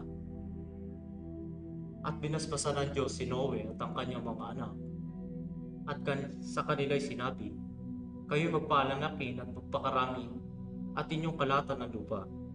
At ang takot sa inyo at sindak sa inyo ay mapapasa bawat hayop sa lupa, at sa bawat ibon sa ipapawid. Lahat ng mga umuusad sa lupa at lahat ng mga isda sa dagat ay binigay sa inyong kamay. Bawat gumagalaw na nabubuhay ay magiging pagkain ninyo, gaya ng mga sariwang pananim, na lahat ay binigay ko sa inyo. Ngunit ang lamang may buhay na siyang niyang dugo ay huwag ninyong kakainin. At tunay na hihingan ko ng sulit ang inyong dugo, ang dugo ng inyong mga buhay. Sa kamay ng bawat ganit ay hihingan ko ng sulit. At sa kamay ng tao, sa kamay ng bawat kapatid ng tao ay hihingan ko ng sulit ang buhay ng tao. Ang magbubo ng dugo ng tao sa pamamagitan ng tao ay magbububo ang kanyang dugo, sapagkat sa larawan ng Diyos nilalang ang tao. At kayo magpapalanakin at magpapakarami. Magsilago kayo ng sagana sa lupa, at kayo'y magsidami riyan." At nagsalita ang Diyos kay Noe at sa kanyang mga anak na kasama niya na sinasabi, "At narito, Aking pinagtitibay ang aking tipan sa inyo at sa inyong bini na susunod sa inyo. At sa bawat nililikhang may buhay na kasama ninyo, ang mga ibon, ang mga hayop at bawat ganit sa lupa na kasama ninyo, sa lahat ng lumunsad sa sasakyan pati sa bawat ganit sa lupa. At aking pagtitibayin ang aking tipan sa inyo, na hindi ko na lilipulin ang lahat ng laman sa pamamagitan ng tubig na baha, na hindi na magkakaroon pa ng bahang gigiba ng lupa. At sinabi ng Diyos, ito ang tandaan ng tipang ginawa ko sa inyo. At sa bawat kinapal na may buhay na kasama ninyo sa buong panahon, ang aking baghari ay inilagay ko sa alabaa, at siyang magiging tanda ng tipan ko at ng lupa. At mangyayari pagka ako'y magbababa ng isang alapaa sa ibabaw ng lupa, na makikita ang baghari sa alapaa. At aalalahanin ko ang aking tipan na inilagda ko sa akin at sa inyo, at sa bawat kinapal na may buhay sa lahat ng laman. At ang tubig ay hindi na magiging bahang nilipol ng lahat ng laman. At ang baghari ay pa sa alapaa at aking mamasdan upang aking maalala ang walang hanggang tipan ng Diyos at ng bawat kinapal na may buhay sa lahat ng lamang nasa ibabaw ng lupa. At sinabi ng Diyos kay Noe, ito ang tanda ng tipan, inilagda ko sa akin at sa lahat ng laman na nasa ibabaw ng lupa. At ang mga anak ni Noe na nagsilunsad sa sasakyan ay si Sem at si Cham at si Japet, at si Cham ay siyang ama ni Kanaan. Ang tatlong ito ay mga anak ni Noe, at sa mga ito'y nakalata ng buong lupa. At mula si Noe na maging mabubukid at naglagay ng isang ubasa, at uminom ng alak at nalako, at siya'y naubaran sa loob ng kanyang tolda. At si Cham na ama ni Kanaan ay nakita ng kaubaran ng kanyang ama, at isinaysay sa kanyang dalawang kapatid na nasa labas. At kumuha si Sem at si Japet ng isang balaban, at isinabalikat nilang dalawa at lumakad ng paurong, at tinakpan ng kahubaran ng kanilang ama, at ang mukha nila ay patalikod at hindi nila nakita ang kahubaran ng kanilang ama. At nagising si Noe sa kanyang pagkalango sa alak, at naalaman ang ginawa sa kanya ng kanyang bunsong anak. At sinabi, sumpahin si Kanaan, siya'y magiging alipin ng mga alipin sa kanyang mga kapatid. At sinabi niya, purihin ang Panginoon, ang Diyos ni Sem, at si Kanaan ay magiging alipin niya. Pagkaparin ng Diyos si Japet, at natira siya sa mga tolda ni Sem, at si Kanaan ay maging alipin niya.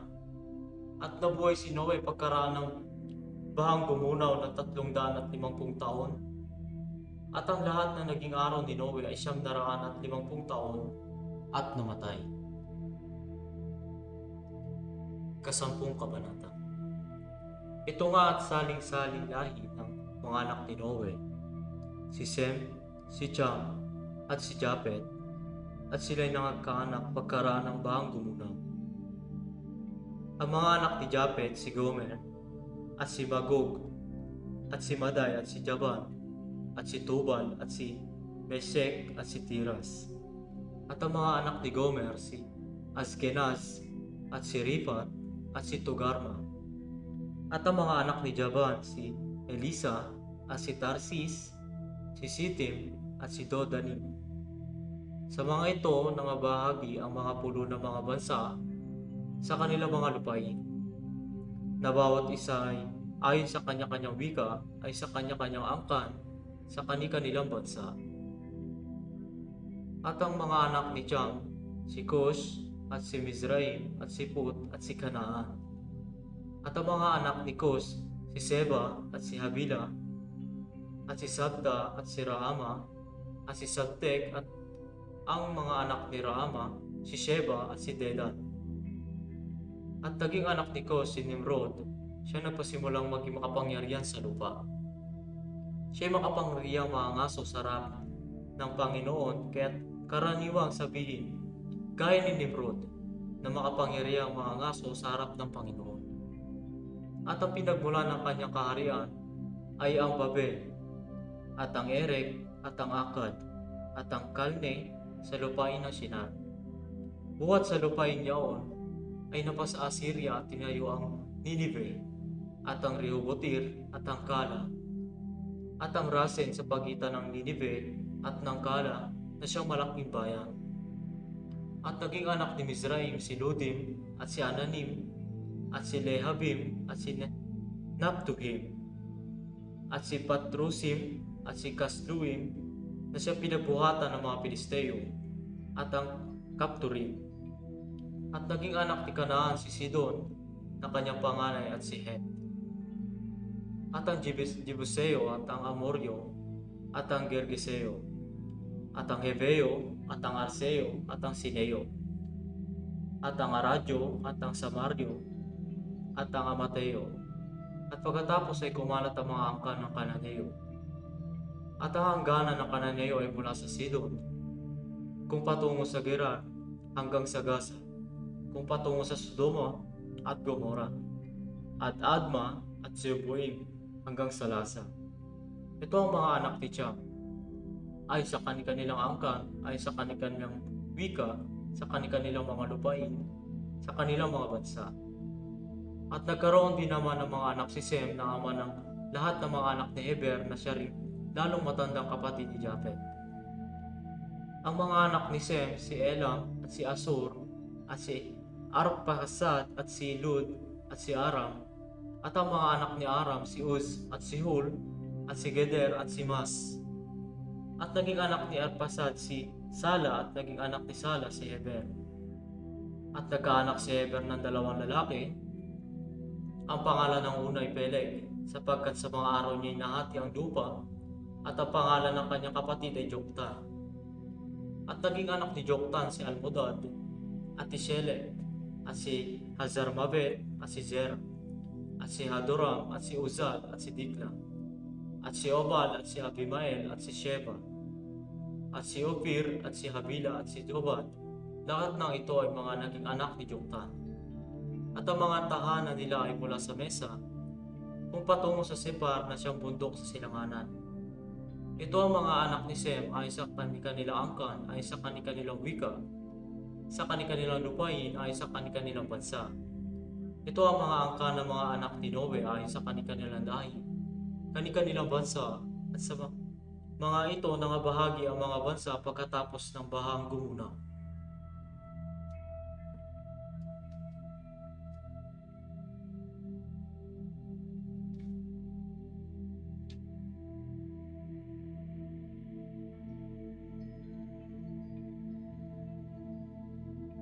At nadinig natin ang ilang kabanata sa Biblia. Kung babalikan natin ang unang kabanata, mababasa natin 7 beses na binanggit ng Diyos sa salitang mabuti. Bakit kaya? Minsan nagkakaroon tayo ng sariling kaisipan na ang ahas ba ay mabuti? Ang mga hayop ba na makamandag ay mabuti? Ganito tayo nag-iisip. Pero ano ba ang sinabi ng Diyos? Ang lahat ng mga bagay na nilikha niya ay mabuti. Kung ganoon, bakit pinapakita ng mata natin na ito mga hayop na ito ay hindi mabuti? Ito ay dahil sa isang bersikulo sa Biblia na nagsasabi.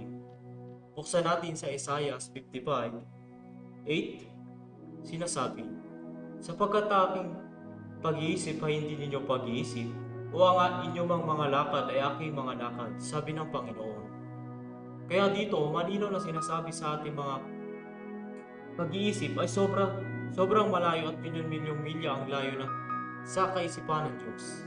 Kaya kung ganoon, paano ba malalaman ang eksaktong puso ng Diyos para sa iyo o sa akin? Maaaring ang iba sa inyo ay nagtatanong sa sarili niyo na parang ganito. Ang paraan para malaman ang eksaktong puso ng Diyos para sa atin ay ang pagbabasa ng Biblia at pakikinig ng mga taong nabiyayaan ng Diyos para mapaliwanag ang Biblia. At sa tulong din ng mga programa na ito, maaari ninyong malaman, mapakinggan ang eksaktong puso ng Diyos. Ngayong araw na pag-usapan natin kung ano ba ang kaisipan ng tao sa kaisipan ng Diyos. At sa mga susunod na araw, ay pag-uusapan naman natin at paliliwanag sa inyo kung anong klaseng tao ba tayo sa harapan ng Diyos. Kaya hanggang dito, maraming salamat sa ating mga tagapakinig sa bahay man o saan mang dako na lugar. Sapaan niyo ulit ako sa susunod na kabanata ng programang ito. Maraming salamat at magandang araw sa ating lahat. Muli, ako si Brother Ben Adanza na nag-iwan ng isang salita ng Diyos na nagsasabi sa Roma 8:6, sapagkat ang kaisipan ng laman ay kamatayan, tatapot ang kaisipan ng Espiritu ay buhay at kapayapaan. Kaya hanggang dito, maraming salamat po sa ating lahat.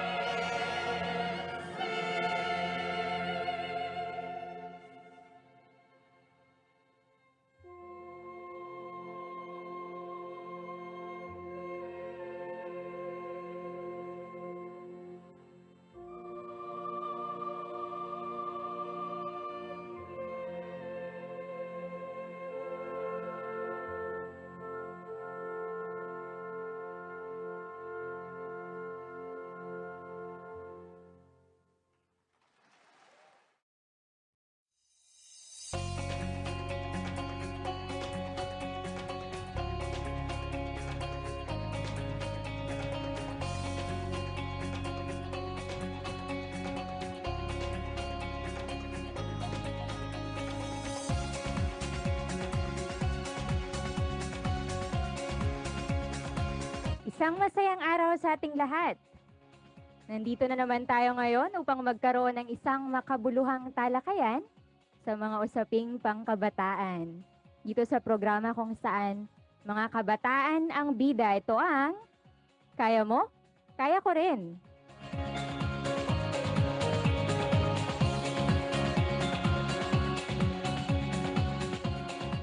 Ako nga po pala si Chona at magkakasama ulit tayo sa loob ng isang oras habang na-inspire sa mga kwento ng tagumpay ng ating mga guests. So habang nakikinig tayo ng mga kwento nila, tayo din magkakaroon ng idea kung paano ba maging matagumpay sa kahit anumang larangan. Kaya habang nakikinig po kayo, pwede rin po kayong mag-send ng mga katanungan sa ating official Facebook account, ang GBS Philippines, at sasagutin niya ng ating guest. I-like nyo lang po ang official page ng GBS Philippines at pwede kayong magpadala ng inyong mga katanungan at pagbati. Just type in your name, address at edad at isend nyo po personally sa amin.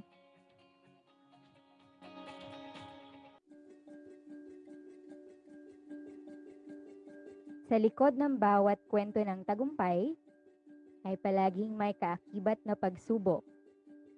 Sa bawat matatamis na ngiti, ay bunga ng maraming pagluha. Sabi nga, no pain, no gain. Pero sa lahat ng mga kahirapan man na maranasan natin, dito tayo masasanay at magiging matatag at maging mga mahalagang asset ng lipunan para sa hinaharap. Dahil sabi nga, mga kabataan ang pag-asa ng bayan. Kaya bilang mga kabataan, simulan nating matutunan ang halaga ng bawat karanasan, mapait man yan o matamis. Dahil ang mga to, ang uhubog sa atin upang patuloy na maging mga mahahalagang tao na magbibigay din ng pag-asa para sa iba.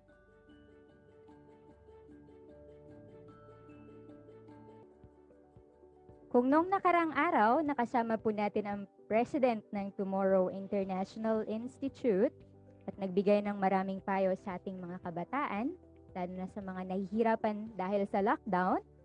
Ngayong araw naman po, mapapakinggan natin ang kwento ng isang magaling na mananayaw at ang mga behind the scenes sa pag-abot ng kanyang pangarap.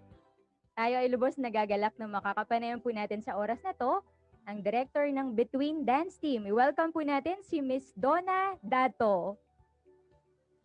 Hi, good day everyone. I'm Donna Dato and I am the director of Between Dance Team.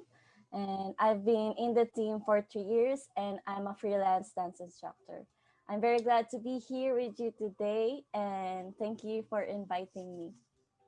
Maraming salamat po, Ma'am Donna, at thank you so much po sa pagbibigay nyo ng oras ngayong araw. Maraming salamat po at makakapanayan po namin kayo ngayon. So before po that, ma'am, pwede po ba kayong magbigay pa ng more introduction about yourself? To tell more about myself, I'm actually graduated from Our Lady of Fatima University with a degree of Bachelor's in Science in Nursing. But after that, I didn't pursue nursing because I have this passion for dancing. So then my auntie hired me in her school to be school staff and then also teach dance to the students. So then I've been teaching dance for almost 7 years. And I also have my dance channel in YouTube. So if you have time, you can check it out. My YouTube account is Crystal16. Wow, thank you very much po, Ma'am Donna. So, ma'am, you mentioned nursing kayo before. So, ano po ba talaga yung ultimate dream nyo as a child? Actually, my ultimate dream was to be a performer. Wow. Kasi nung grade school ako, may nakita ko mga estudyante na nagsasayaw sa stage. And then, napanood ko sila tapos bigla na lang ako nagkaroon ng isip na, parang gusto ko rin maging kagaya nila.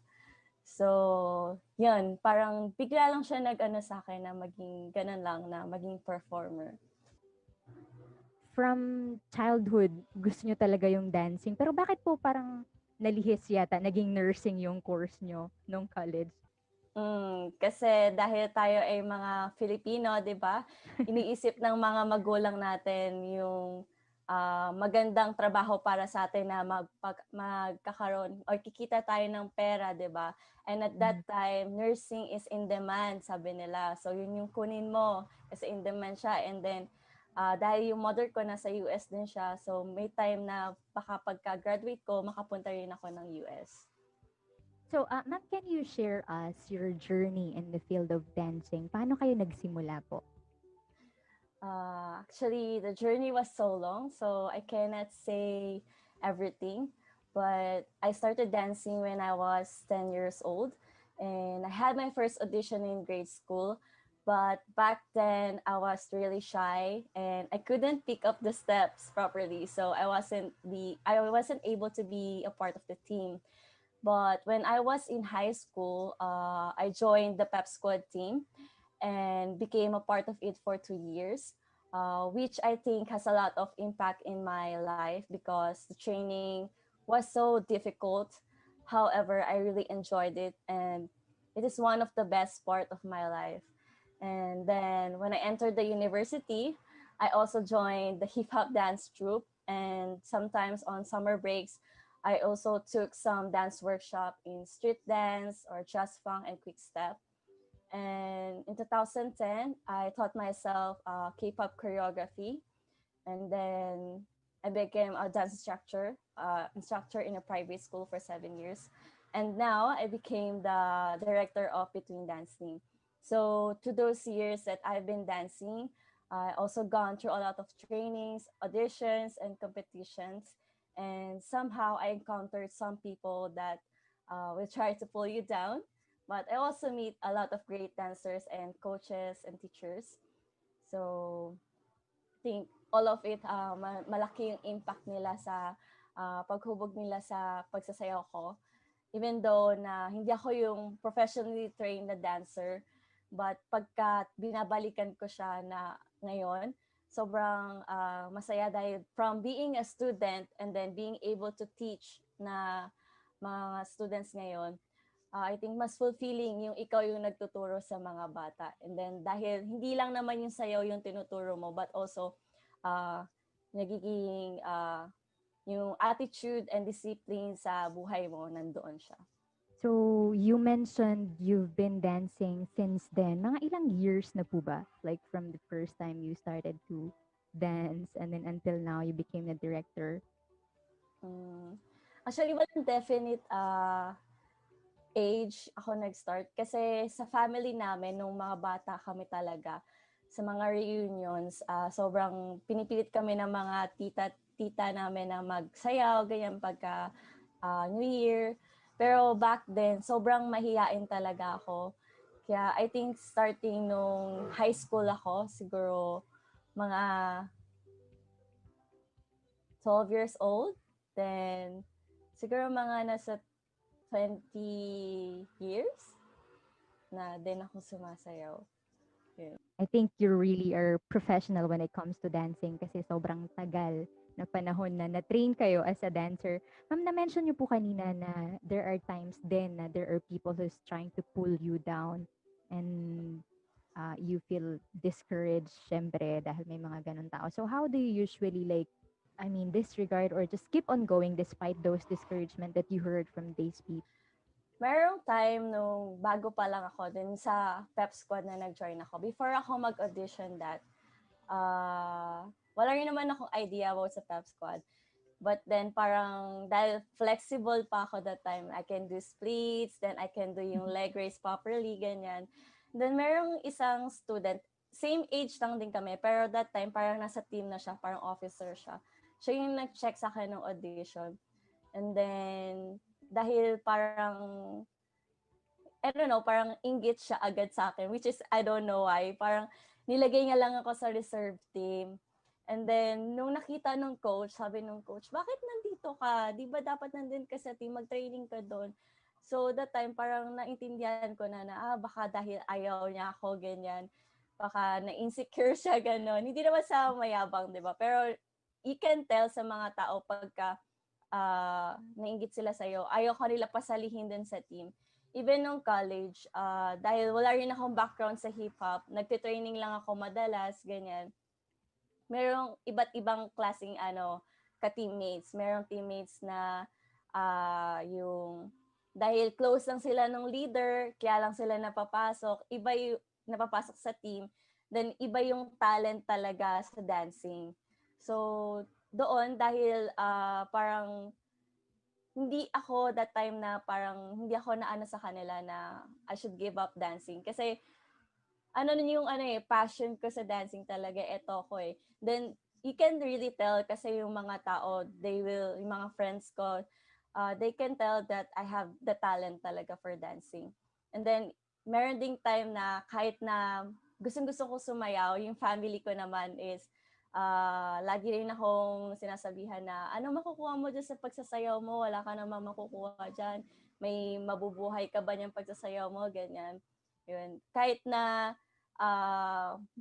that time is sobrang mahirap sa akin kasi parang it will hit you hard na reality na wala ka naman talaga makukuha sa pagsasayaw. Actually, magastos pa nga kasi you need to spend a lot of money sa costume, sa baon mo sa training, sa pamasahe mo sa training, ganyan, pagkain mo. Madami talagang gastos. Pero dahil nandun yung passion ko, I make way na ma-experience ko yung pagsasayaw. Yun. And then, may allowance ako. So, nag-iipon ako dun sa allowance ko. And then, I don't know, parang kung passion mo talaga yung isang bagay, di ba? Walang makakapagpigil sa'yo na gawin yung bagay na yun. So, I think yun yung naging way ko na magtuloy-tuloy sa pagsasayaw. I see. That's a very inspiring story. So, pag passionate ka talaga sa isang bagay, despite na maraming challenges or maraming discouragement kang may experience, but because of the passion, the love of dancing, then you keep on going, di ba po? So, ma'am, you're currently the director of Between Dance Team. Can you tell us more about Between Dance Team po? Actually, the first time I saw the performance of Between Dance Team was way back 2016, November 2016. So I was impressed and I feel happy watching their performance because when they dance, they have these bright smiles on their faces and you can feel the lightness of their performance. It never came to me that I will be a part of this dance team and even more like directing the team now. I can say yung Between Dancing is sobrang unique niya na dance team kasi hindi mo masabi lahat na is pumasok dito na purely na magagaling sumayaw. Kundi dito nila natutunan or dito sila nahubog na sumayaw, 'di ba? So I think yung mga Between members, sila yung mga tao na handang humarap sa mga challenges. Yung Between Dance Team, sila yung unique na dance team kasi yung mga members sa Between Dance Team, di naman sila pumasok sa Between Dance Team na sobrang mga magagaling na mananayaw. Merong magagaling, merong sakto lang, iba't iba. Pero yung team na pinagkaisa dahil hindi sila sa magaling. Dahil nandun yung challenge mindset nila na kahit anong bagay na ibigay sa kanila is nakukuha nila dahil meron silang yung challenge mindset nga na yun. And then, hindi lang yung Between is nagsasayaw para ipakita na magaling sila sumayaw, ganyan. Nagbibigay sila ng happiness sa mga tao and then through their dance, you can really see that yung pureness and brightness na dala-dala nila. I think Between Dance Team is really between. Like, they shine as you describe them. Yung genre namin is more on of modern dance and cultural dance. But of course, we are open to learn any kind of genre. As I've said before, diba, meron kaming challenging mindset. But you usually do cultural dance also. So Yes, in cultural what dance. mga particular events po ba usually merong itong cultural performances? Actually, in cultural performances, meron kami nito sa mga seminars sa mga teachers pagka meron kaming my education specialist training. Madalas kaming nasasama sa mga gantong events, and then nagpo-perform kami doon ng mga cultural dance. Not only mga Philippine cultural dance but also other countries' cultural dances. Yun, inaaral din namin yun. And then, napapakita namin yung iba't ibang kultura sa iba't ibang bansa rin. So, ma'am, what is your biggest struggle while leading the Between Dance team? My biggest struggle was, I think, nung nag-join kami ng World Cultural Dance Festival in South Korea last year. Dahil malaking competition siya, dahil iba't ibang bansa yung mga nag-join doon. Sobrang naging mahirap dahil kasi nung nag-apply kami ng visa, hindi lahat ng member namin is na-approve ng visa. So in 2 weeks time, we need to adjust our routine. And then I think parang 2 days before ng competition, nasa South Korea na kami. Nagpa-practice pa rin kami. And then at that time, sobrang dahil sa pressure na din, and then also yung tense na rin. Maraming beses kami nag-away that time ng mga members. So that time parang sobrang yung pinakamahirap sa akin kasi first time ko rin mag-join sa ganitong kalaking dance competition. And then also that time then hindi lahat is, as I was said before, hindi lahat is yung talagang well-trained na dancer. Pero dahil sa tulong din ng mga ibang members, nagkaroon din kami ng time na matulungan yung ibang members na matutukan sa pagsasayaw and then maturuan ng steps. Kaya I think kahit na ganun yung nangyari sa team namin that time, sobrang nagpapasalamat ako kasi nakita ko yung team effort or support sa isa't isa. I see. So that was in Korea. Wow. Yes. Sobrang laking event, I think. So I think Between Dance team is not only here in the Philippines. You're not only traveling in the Philippines, but also like abroad and performing abroad. That's a great thing. So actually, this time also, we are very grateful to have with us some of the members of the Between Dance team. So here with us this time is Mr. Joshua Paul de los Santos. Hi, sir. Can you introduce yourself? Hello, I'm Joshua Paul G. De Los Santos, and I'm also a member of this Between Dance team. And we are so glad that you have invited us in your program today. So we're so thankful. Thank you so much din, sir, sa pagbibigay nyo ng oras para sa ganitong interview. And not only Sir Jasper, but also we have Miss Hazel Madronero with us this time. Hi, Ma'am Hazel. Can you tell us something about yourself po? Yes, hello, Miss Chona. Hello, everyone. My name is Hazel Madronero, and I'm also one of the Between Dance team member. And I'm really happy to be with you this time. Yeah, we're also very, very happy na nandito po kayo ngayon. And of course, sa pamagitan ng mga kwento nyo, katulad ng mga kinuwento kanina ni Ma'am Donna, I think kayo din maraming maikukwento sa ating mga listeners. So, Ma'am Hazel, would you mind me asking how old you are? Yes, actually, I'm just 22 years old. Wow, very bata. So young, right? Yes. Sobrang bata pa po. How about you, Sir Joshua po? Ilang taon na po kayo, sir? Mas matanda po ako kay Hazel ng 1 taon. So I'm 23 years old po. This dance team, I think, because it's not only like traveling around the Philippines, but also going to different countries, katulad ng sinabi kanina ni Ma'am Donna Dato. So, yeah, Sir Joshua, bakit po ba dancing? So, why dancing? At first, hindi talaga ako talented na tao. Especially in other thing, especially in singing, ganon. As you can hear my voice po ngayon, yeah, I'm bad in singing. And then why dancing? Because dancing, since I was a child, this is my passion, and this is the way how I can share or how can I show to other people my happiness po. Dancing is like expressing that you're happy. Wow, Yes. that's really great. How about si Ma'am Hazel po? Bakit po ba dancing? Yes, I also want to ask myself why dancing. Yes, actually, I choose dancing because since I was young, I really, really, really like dancing.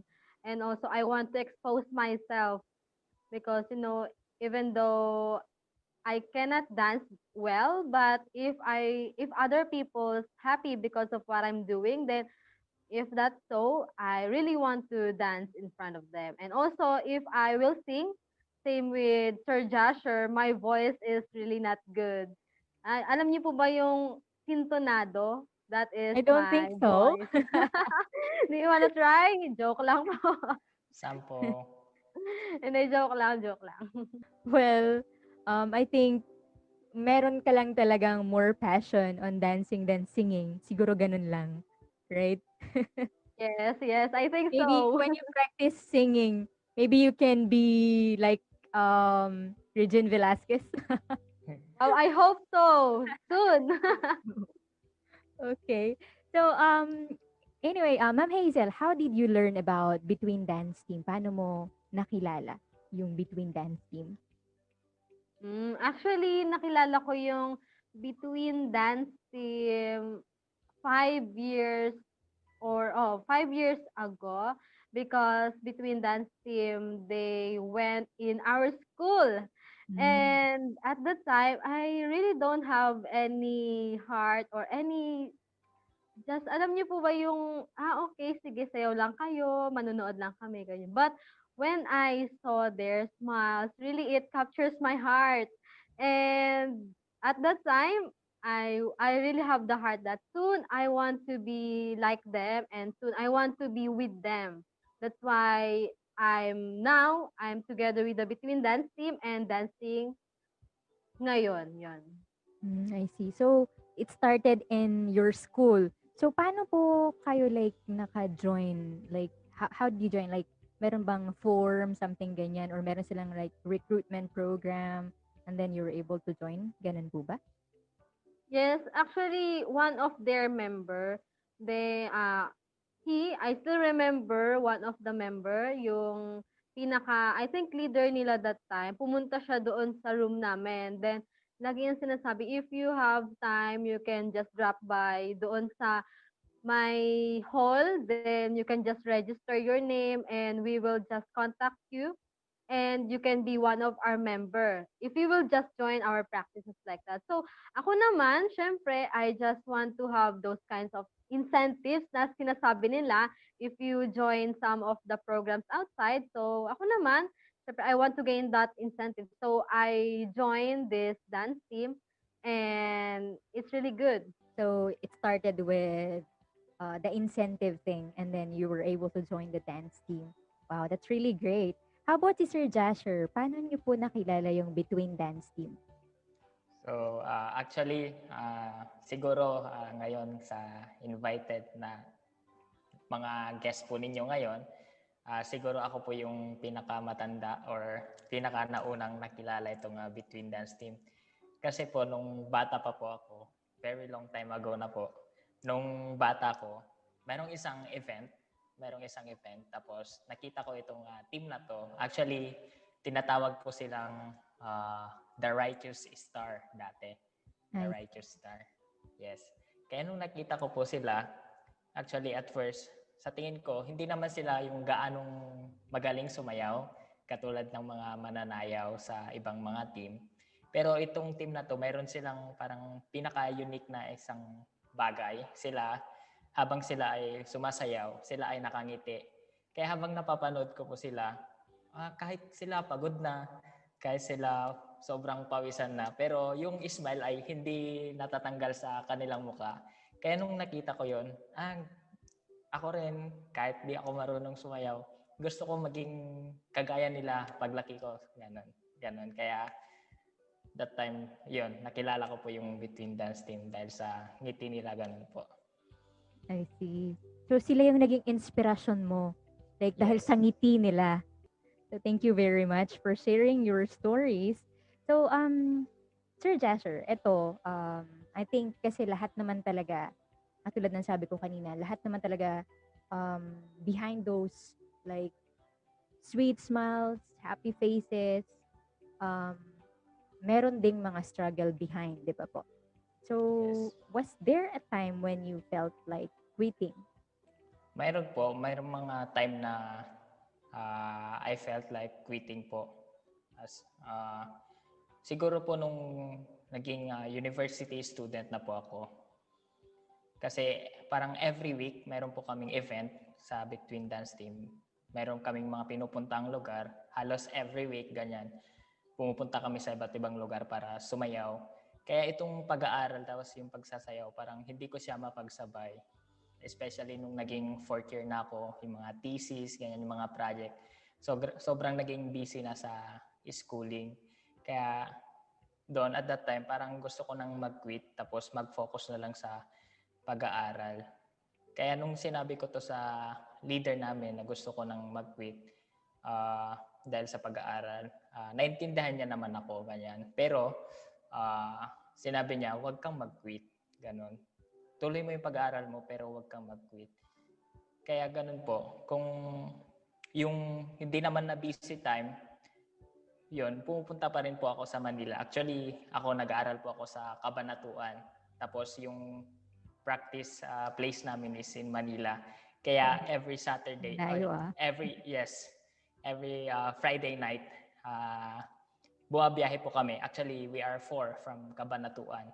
4 po kami na galing sa Cabanatuan. Tapos nagbiyahe po kami Manila para mag-practice. Kaya nung sinabi ko yung kahirapan ko sa leader namin, naintindihan naman niya ganun. Pero hindi pa rin kami tinanggal sa Between Dance Team. We are part pa rin po kami ng Between Dance Team.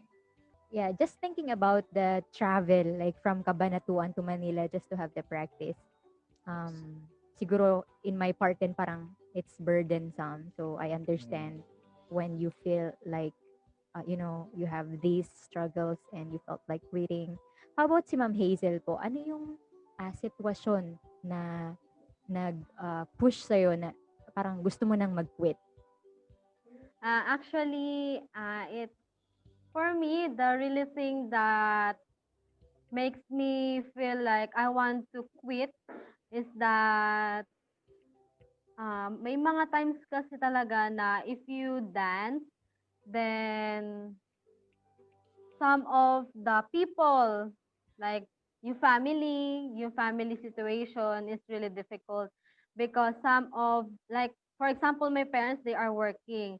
Then at that time also, I need to study and also maraming nangyaring sitwasyon sa family namin na I really need to work like that. And also, I have this passion to continue myself dancing. But because of that kind of thing that I need to work, I need to study for my family, then that's the time that I really want to quit dancing. But if I think before, if I quit, then surely this kind of happiness in my heart that I'm together with the Between Dance Team, I will never felt this one because of that kind of mindset. That's why, even though I have this kind of mind that I want to quit, but because of my team members, they really push me hard that this team will really help me and this team will really change my life. Yeah, kahit meron po tayong mga struggles behind, the best thing is like, although you felt like quitting, but still you keep on going, di ba po? How did you like continuously develop your dancing skills? Like, of course, everybody when they start, it's not hindi pa yun yung the best, di ba? Parang you have to practice, you have to struggle a lot para maging best dancer ka. So, paano nyo po ba na-develop yung dancing skills ninyo? Actually, I developed my dancing skill when because of my team members actually, because kung titingnan ako, if I look at myself, I really have this kind of mindset that I'm not able to dance in front of many people, then in front of like higher personnel like that. Because actually, if you didn't notice, I think many of you don't know that I'm small, right? But even though I'm small and I think I cannot dance in front of many people, but that kind of mindset, I just throw it and I just accept those kinds of negative thoughts and make that thing to be the strength in my heart. And that's the reason that I keep moving and keep practicing every time I have a time. And that is the one I think that is really positive for me. Yes. Wow, that's really great. What about Sir Jasher? Paano niyo po continuously dinidevelop yung dancing skills niyo? Yes, just like Hazel also, it is because of other member. Kasi nakita ko yung sarili ko sa pag kinumpare sa other member. I can see myself that I am the weakest, or meron yung tinatawag na parehas na kaliwa yung paa. Kaya sa tingin ko, ako yung ganong tao pag kinumpare sa other member. Kaya when I see my weakness, yun yung time na nagpa-practice ako. Kasi may motto ako sa life ko na parang may saying na the true wisdom is knowing your shortcoming. Kaya kung alam mo yung shortcoming mo or you know you're lacking, then meron yung time na kailangan mo mag-practice talaga para yung lacking mo na to ay mapuna or yung lacking mo ay magawa mo. Kaya ako, nakita ko yung sarili ko na ako yung weak na tao or ako yung hindi magaling sumayaw pag kinumpare sa other members. Kaya nung nakita ko yung sarili ko na hindi ako magaling, yun yung time na kaya kong mag-practice mag-isa kahit wala kaming practice. Nagpa-practice po ako everyday, ganun. Kaya yun, na-develop po yung skill ko sa dancing. True wisdom is knowing your weakness. Yes. Yes, that's right. So, sabi nga ni Sir Jasher, pag alam mo na hindi ka magaling, then you will always have like room for improvement for yourself. So, para ma-develop yung skill niya sa dancing, dahil alam niya na that's his weakness, so kailangan mag-practice. So, sa mga listeners din natin, I think this is something that we have to note, like, when we admit na may mga weakness tayo, then that's the time that we can improve more of ourselves, right? So, sir, anyway, kasi 'di ba recently naka-lockdown tayo. So, paano naman ito naapektuhan yung pagsasayaw nyo po? Actually, itong lockdown na to, sobrang naka-apekto talaga sa akin, or sa amin as a team po. Actually, nung lockdown, naka-stay po ako sa Pangasinan, kaya sobrang naging malayo ako sa member namin. Sa first week or first month, nagpa-practice po ako mag-isa.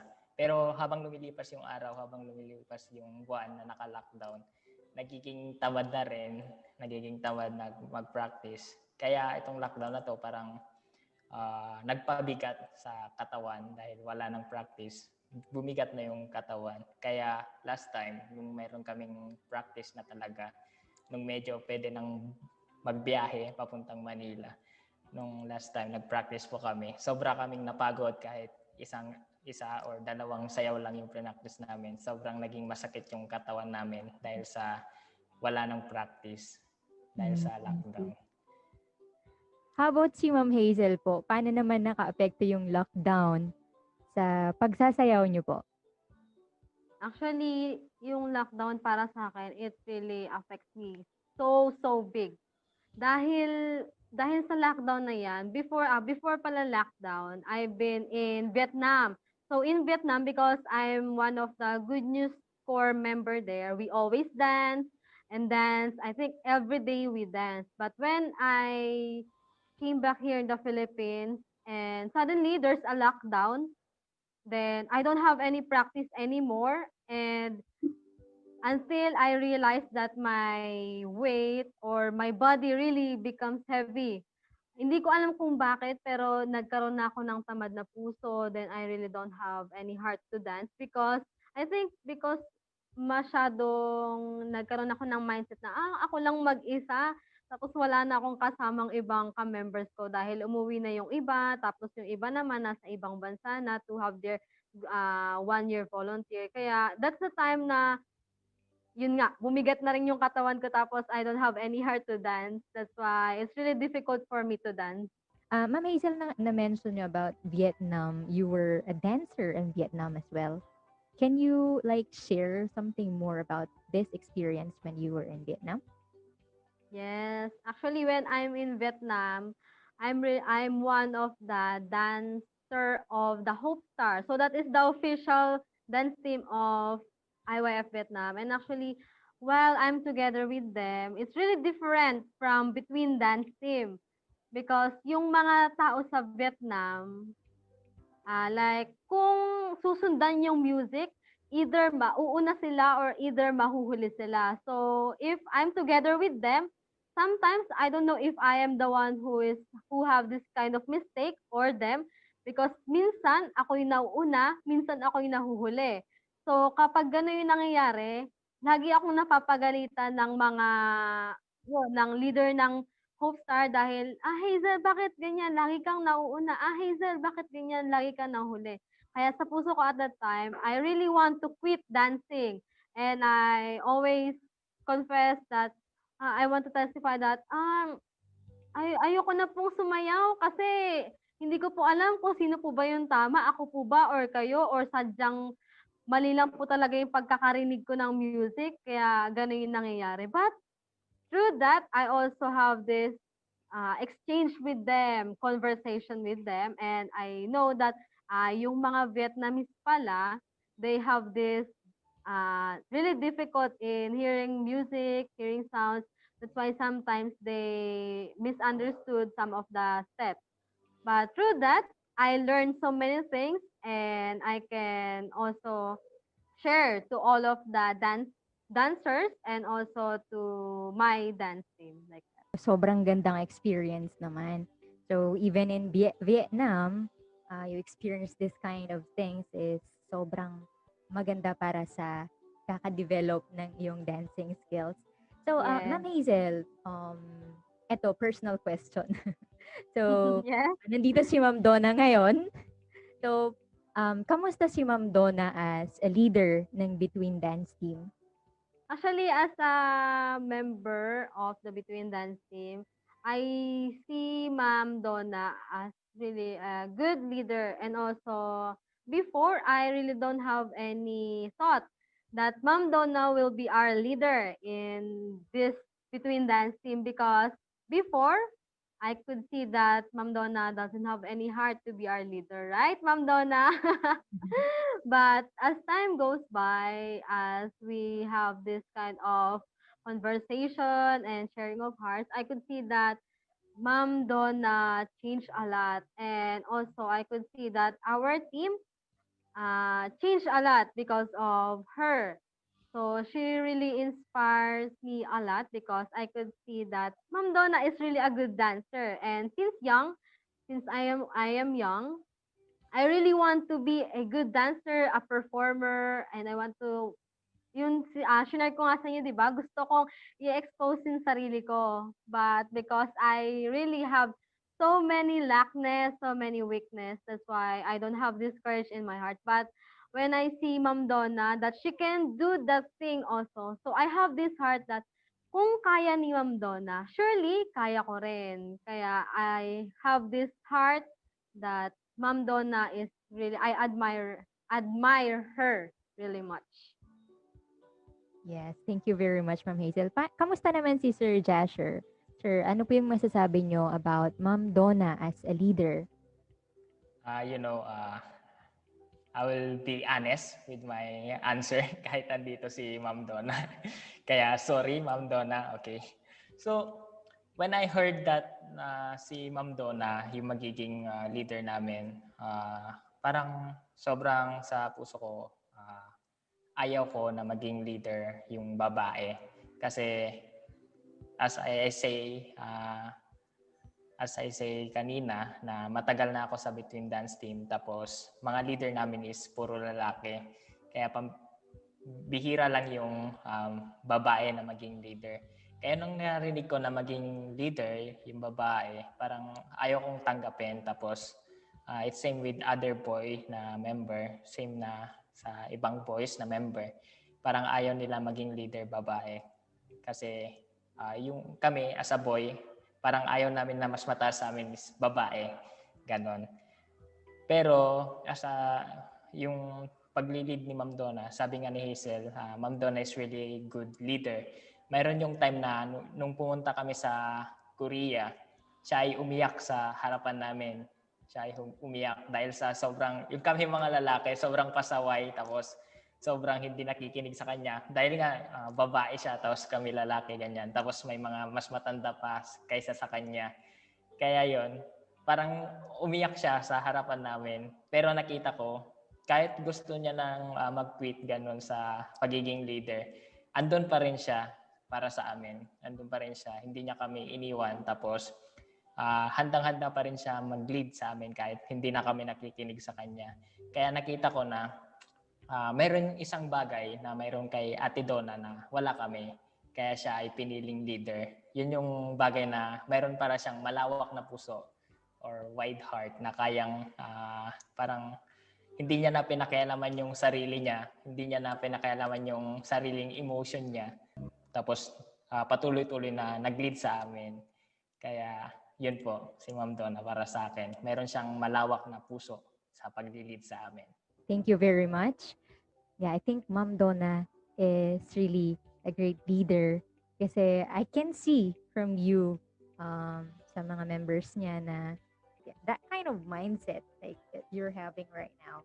It's very rare to just like accept like I'm weak so I have to learn something like that. You know, mostly when I meet other like people who are really good in doing something, right? They usually like wanted to boast about themselves like I'm great, I can do like this, I can do like that. But this dance team it's quite different. Like wow, I have a lot of lackness, I have a lot of weakness, something like that. It's also I heard like there is this very famous dance festival in South Korea, the Chona Dance Festival, and narinig ko na sumali ang Between Dance Team sa competition na to. How was it po?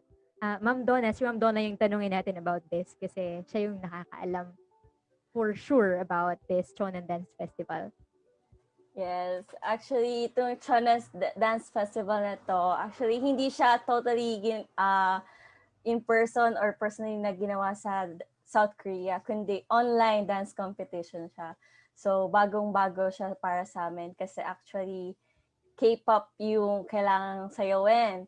So, even though ako may background ako sa K-pop, pero yung mga members namin is walang background. So, medyo mahirap siya. Pero dahil meron nga kaming ganitong challenging mindset, di ba? So, nag-try kami na gumawa nitong dance cover. And then, which is sobrang, I think na one of the best project na nagawa namin. Kasi hindi lang dancing yung natutunan namin dito, kundi yung pag-create din ng video and then pagkuha ng mga video and then pag-edit din. Kaya sobrang every project namin, meron kaming gantong nakukuhang mga bagay na na nagagamit din namin in the future. Hindi lang sayaw yung nahuhubog, 'di ba? Kundi yung iba't ibang parte ng mga materials na pwede namin gamitin. Sobrang masaya siyang experience kasi bagong-bago and then dahil sa COVID din, 'di ba? Na ganitong na-experience natin. I can tell na kahit anong situation, 'di ba? Basta meron kayong pagkakaisa sa mga team members nyo, surely lahat ng bagay is magagawa nyo. So how about si Ma'am Hazel po? Ano po yung ano yung naramdaman nyo when you were joining this Chonan Dance Festival? Yes, actually, I'm not used to dance K-pop, and it's my first time to dance this kind of genre. So K-pop is like a soft dance and also like medyo pabebe na tinatawag nga nila. But I'm not that kind of person, so it's really difficult for me to dance this kind of dance. But through dancing and through experiencing this kind of genre, I could see that my dancing skills also really changed a lot, and it also helped me to know better about myself that Hazel, you cannot dance this kind of dance, so what you need to do is you need to practice more and watch more videos, and also you should learn through to other people's dance like that. So this Chonan World Dance Culture Festival is really a good experience for us, especially we are in this kind of genre that we are dancing modern and cultural dance performance, but because we are flexible, that's why we are dancing this kind of genre. Okay, thank you very much for sharing about this dance festival in South Korea. I think sobrang magandang chance siya for exposure sa ating mga youths katulad nyo. Wow, out of this different countries, Philippines is one of it. So, well, what other prestigious dance events po yung na participated, I mean, that you have participated so far, Ma'am Donna? Ano po yung ibang mga malalaking events pa? Like you mentioned earlier about Korea. Is it like one of those prestigious events that you were able to participate, or there are more? Yeah, actually in 2016 and 2019, we joined the World Culture Dance Festival in South Korea. And we also represent Philippines that time. And also in 2018, we joined the hip hop category in the National Commission for Culture and the Arts, or the NCCA, which I think also one of new experience for us because we don't know how to dance hip hop, but we joined that category. So as you can see that we're not just like uh, stick to one genre, diba? We're also trying other genre. So that's how flexible we are. So yeah. Wow. Sobrang ganda. So, Sir Joshua, can you say something about this, um, like different prestigious dance competitions that you joined with with Between Dance Team? Gaya nga po ng sinabi ni Ma'am Donna or Miss Donna, sumali kami sa iba't ibang dance competition. Siguro yung pinakamalaki para sa akin is yung 2017 and 2019 dance competition sa Korea. So, sa pagkakalam ko, yung World Dance Festival na ito, meron siyang branches around the world na 113 countries around the world. Tapos kami yung napili sa Pilipinas para mag-represent ng Pilipinas sa dance festival na to. Kaya sobrang na-pressure kami. Tapos nung 2016, naghanda kami ng sayaw para dito. Pero a week before the competition, kailangan namin baguhin yung sayaw namin or kailangan namin baguhin yung music namin.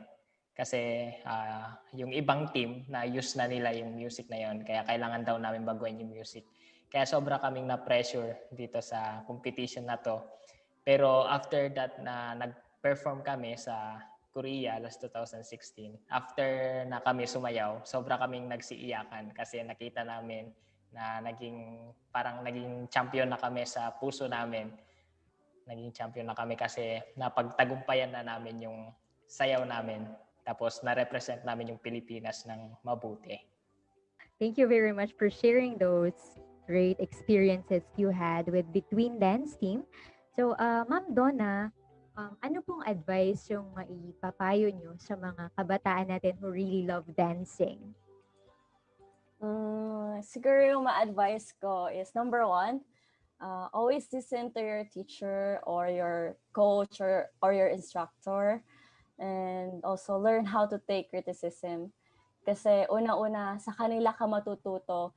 And then, kahit na pagalitan ka nila, kahit anong sabihin nila, makinig ka lang and then sundin mo. And surely, yung dancing career mo or not only also your dancing, pati yung in real life din, meron din siyang magiging impact sa buhay mo.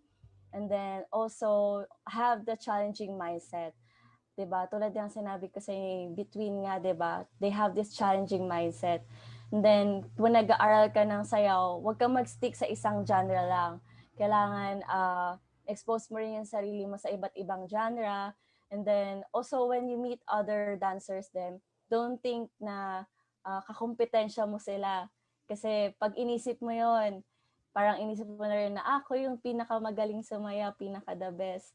Yan, hindi ka mag-i-improve or mag-grow dun sa pagsasayaw mo. Hindi, lalo ka lang niya hihilain pababa. Which is, I think ako, napagdaanan ko rin yung bagay, yung sitwasyon na yon, which I think na hindi siya maganda. Pero, if you will treat other dancers like, I think magaling siya sumayaw, baka pwede ko siyang kausapin kung paano niya ginagawa to, yon. Then, doon, bawat mga dancers, you can also have collaboration and then matututo ka rin sa kanila. Kasi sobrang malaki din yung dance community, di ba? Then, yung pagsasayaw, hindi lang siya sayaw. Ito rin is malaking impact din sa buhay natin kasi you will learn about discipline and manage mo yung time mo sa mga bagay na dapat mong gawin. Thank you very much, Ma'am Donna, for that advice that's coming from the heart. So, sa ating mga listeners, take it from Ma'am Donna, especially those who love dancing. So, I think this kind of advice not only, for the dancers, but also for those who wanted to pursue something in their lives kasi it applies naman to everything. So, when you really are passionate in doing something, kaya mong ma-overcome kahit anong sitwasyon kasi you love doing it. Kung paano si Ma'am Donna was able to like overcome those struggles in her life as well, kayo din, you will do. Kung ano yung kaya niya, makakaya nyo rin. So actually, ma'am, meron po tayong mga katanungan from our listeners. So yung unang tanong po is from Clyde. He's from Mandaluyong. Ito po yung tanong niya. I'm really passionate about dancing, but my parents say there is no money in dancing. So they advise me to change what I want to pursue. What can you advise me? Maraming beses na ako nakarinig ng mga ganitong situation. And also, I also experienced like this na walang pera, di ba? Dahil kailangan nang gumasa sa costumes, pamasahe, ganyan, and else. Pero, di ba, if you're really passionate about dancing, di ba, nothing will stop you.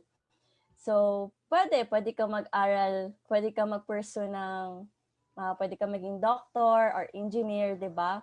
Pwede ka kahit ano. Ako nga, nursing student, nursing graduate, di ba? Pero at in the end, na-pursue ko pa rin yung pagsasayaw. Pero maganda rin yung meron kang backup, yun, na job. Pero yung pagsasayaw is pwede mo siyang pagsabayin din. Basta ma-manage mo yung time mo and then also yung pera, I think di naman masyadong malaking ngayon yung pera dahil nowadays you can pwede ka na rin magsariling aral through YouTube eh. Actually, marami na ding mga bata ngayon na nag-aaral through YouTube na lang, 'di ba? And then yun, parang if you're really passionate, 'di ba? Nothing will stop you. And then in the end, maraming ways para maisingit yung passion mo for dancing. Yeah. Wow, thank you very much. So, Clyde, yes, that's what Ma'am Donna advised you to do. And also, ma'am, meron pa po tayong isang last na lang na tanong. So, ito naman from Myla. She's from Pasay. So, sabi niya, me and my dance team members usually join in dance competitions before. However, due to the lockdown, we couldn't do it anymore. What do you think is the best thing to do?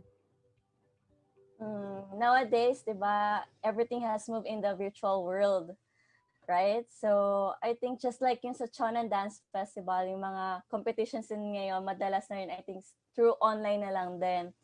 So, I think this time, hindi lang dancing skill yung pwede nating matutunan, kundi yung pag-edit na rin ng mga videos, di ba? Especially ngayon, meron din ng mga TikTok videos. I think meron din atang mga competitions ng mga ganyan.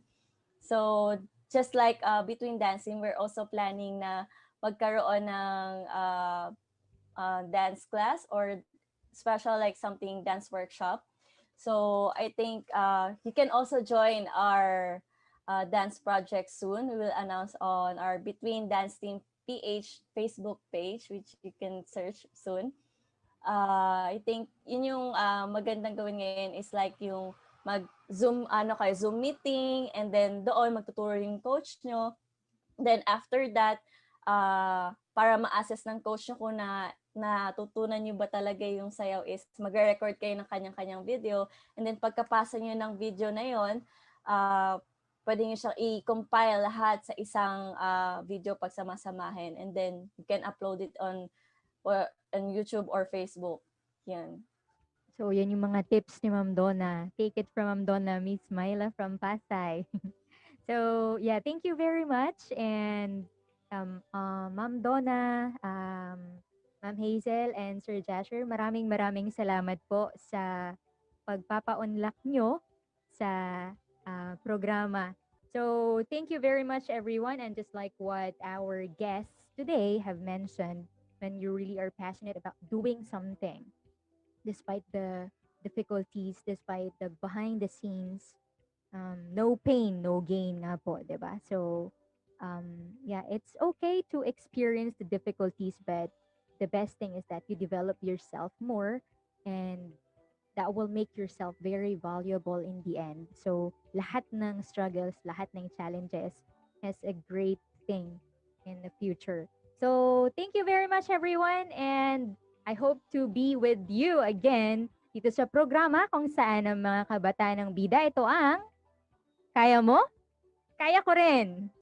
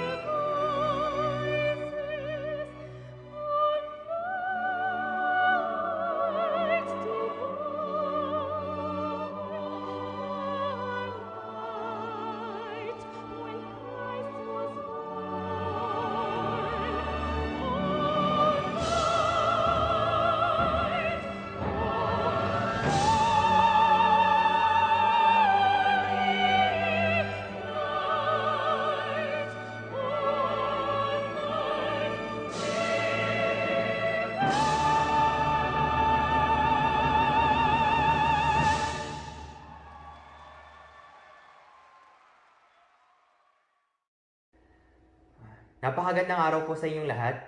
Masayang-masaya po ako na pwede po ako magbahagi sa inyo ng salita ng Diyos. Naniniwala po ako na sa pakikinig po natin ng salita ay pagpapalain po tayo ng Diyos. Kaya sana hanggang sa huling oras po ay samahan po ninyo ako at hindi po masasayang ang oras po ninyo. Gusto ko pong ibahagi sa inyo kung ano po ba yung tunay na ibig sabihin ng Ebanghelyo ng Kaligtasan. Marami po siguro sa inyo ang nakarinig na ng salitang Ebanghelyo, ngunit kakaunti lang po ang nakakaalam kung ano po ba yung tunay na ibig sabihin ng Ebanghelyo. Basahin ko po sa isang bersikulo. Unang Korinto, Kapitulo 15, versikulo 1. Ngayon ipinapatalastas ko sa inyo, mga kapatid, ang Ebanghelyo na sa inyo'y aking ipinapangaral. Sa inyo namang tinanggap na siya naman ninyong pinananatilihan. Sa pamamagitan naman nito ay ligtas kayo kung matyaga ninyong iingatan ang salitang ipinangaral ko sa inyo, maliban na kung kayo ay nagsisipanampalataya ng walang kabuluhan. Sapagkat ibinigay ko sa inyo una sa lahat, ang akin namang tinanggap na si Kristo ay namatay dahil sa ating mga kasalanan, ayon sa kasulatan. At siya ay nilibing, at siya ay muling binuhay ng ikatlong araw ayon sa mga kasulatan. Ganito po ang nakasulat. Unang Korinto, Kapitulo 15, versikulo 2. Kung matyaga ninyong iingatan ang salitang ipinangaral ko sa inyo, maliban na kung kayo ay nagsipananampalataya ng walang kabuluhan. Ibig sabihin, kung tayo ay nagsipananampalataya ng walang kabuluhan, at iingatan natin ang salitang ipinangaral ni Jesus, ay sinasabi po sa Biblia na tayo ay nakatanggap ng kaligtasan.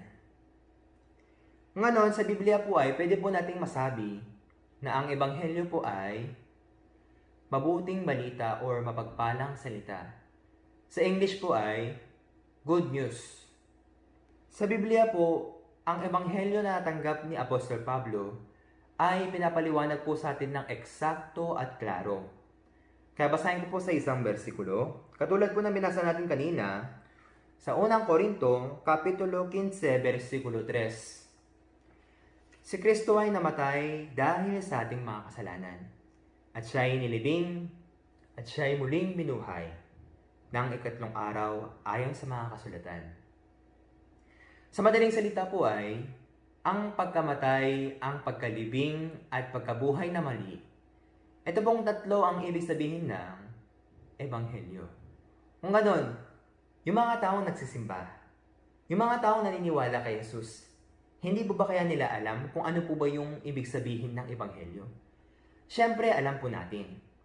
Baptist man yan, born again, or Presbyterian, Methodist, Pure Gospel, Evangelical, ano man po ang maging relihiyon, wala pong tao na hindi po naniniwala sa katotohanan na ang pagkabuhay na muli, ang pagkamatay, at pagkalibing ni Kristo.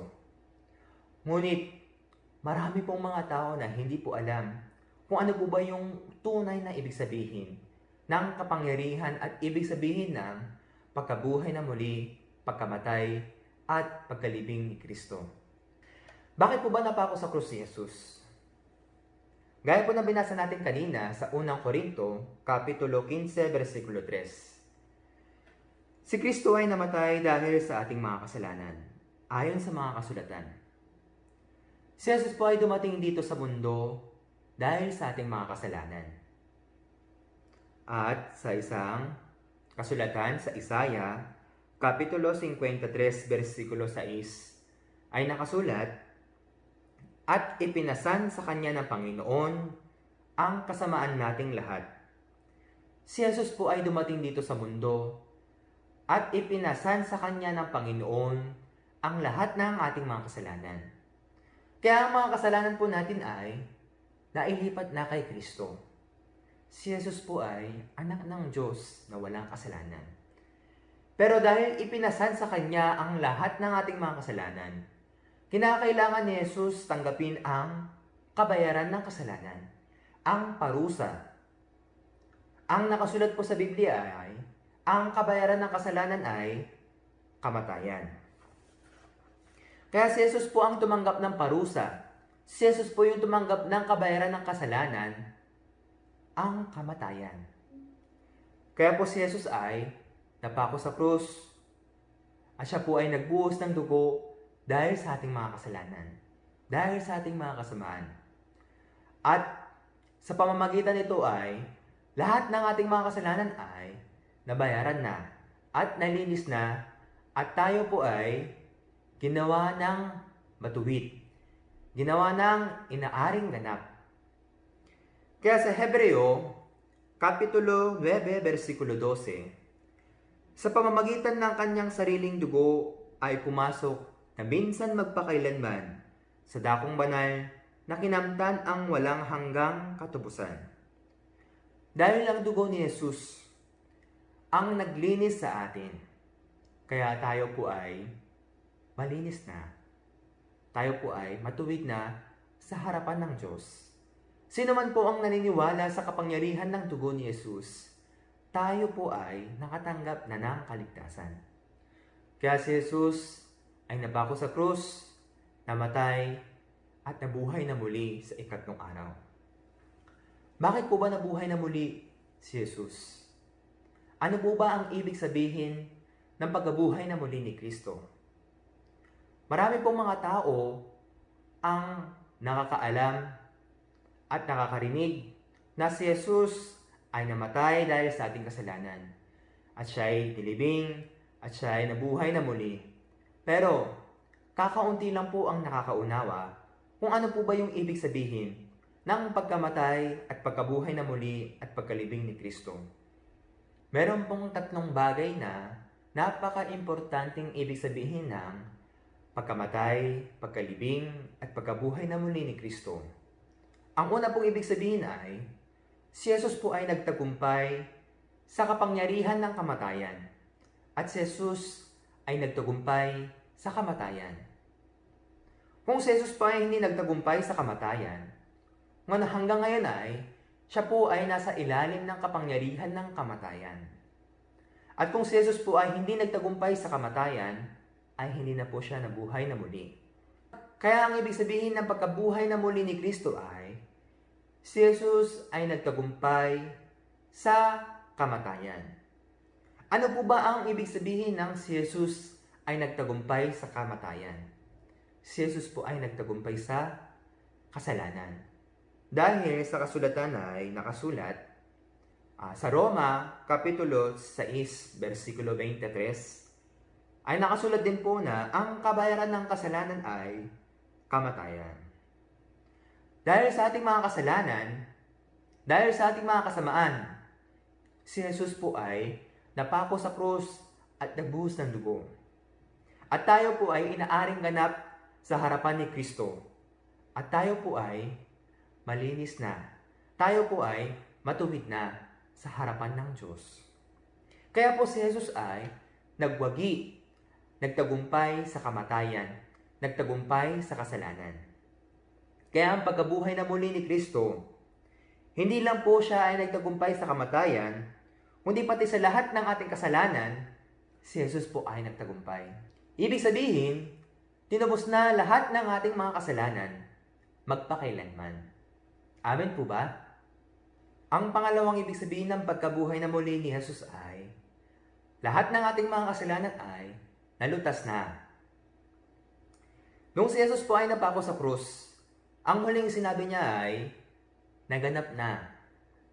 Ibig sabihin, ang pagkamatay ni Kristo sa krus ay perpekto. Ibig sabihin ay, ang ginawa po ng Diyos, ang ginawa po ni Jesus para sa atin ay, ang huling sinabi niya ay, naganap na. Ibig sabihin, ang pagkamatay ni Kristo sa krus ay perpekto. Hindi po ito ay dahil sa gawa ng tao, ito po ay dahil sa biyaya ng Diyos. Dahil tayo po ay iniibig ng Diyos. Kaya, ang kinakailangan lang po natin gawin ay, tanggapin mo natin sa ating puso, na ito po ay biyaya ng Diyos para sa atin. Hindi po ito ay dahil sa anumang gawa. Hindi po ito ay dahil sa anumang kabutihan natin. Ito po ay dahil lang sa biyaya ng Diyos. Ang pangatlong ibig sabihin ng pagkabuhay na muli ni Kristo ay sa Roma, Kapitulo 4, versikulo 25. Binuhay na maguli sa ikaharing ganap natin. Ang ibig sabihin ng pagkabuhay na muli ni Jesus ay, ito ay ang kasiguraduhan na tayo ay matuwid na.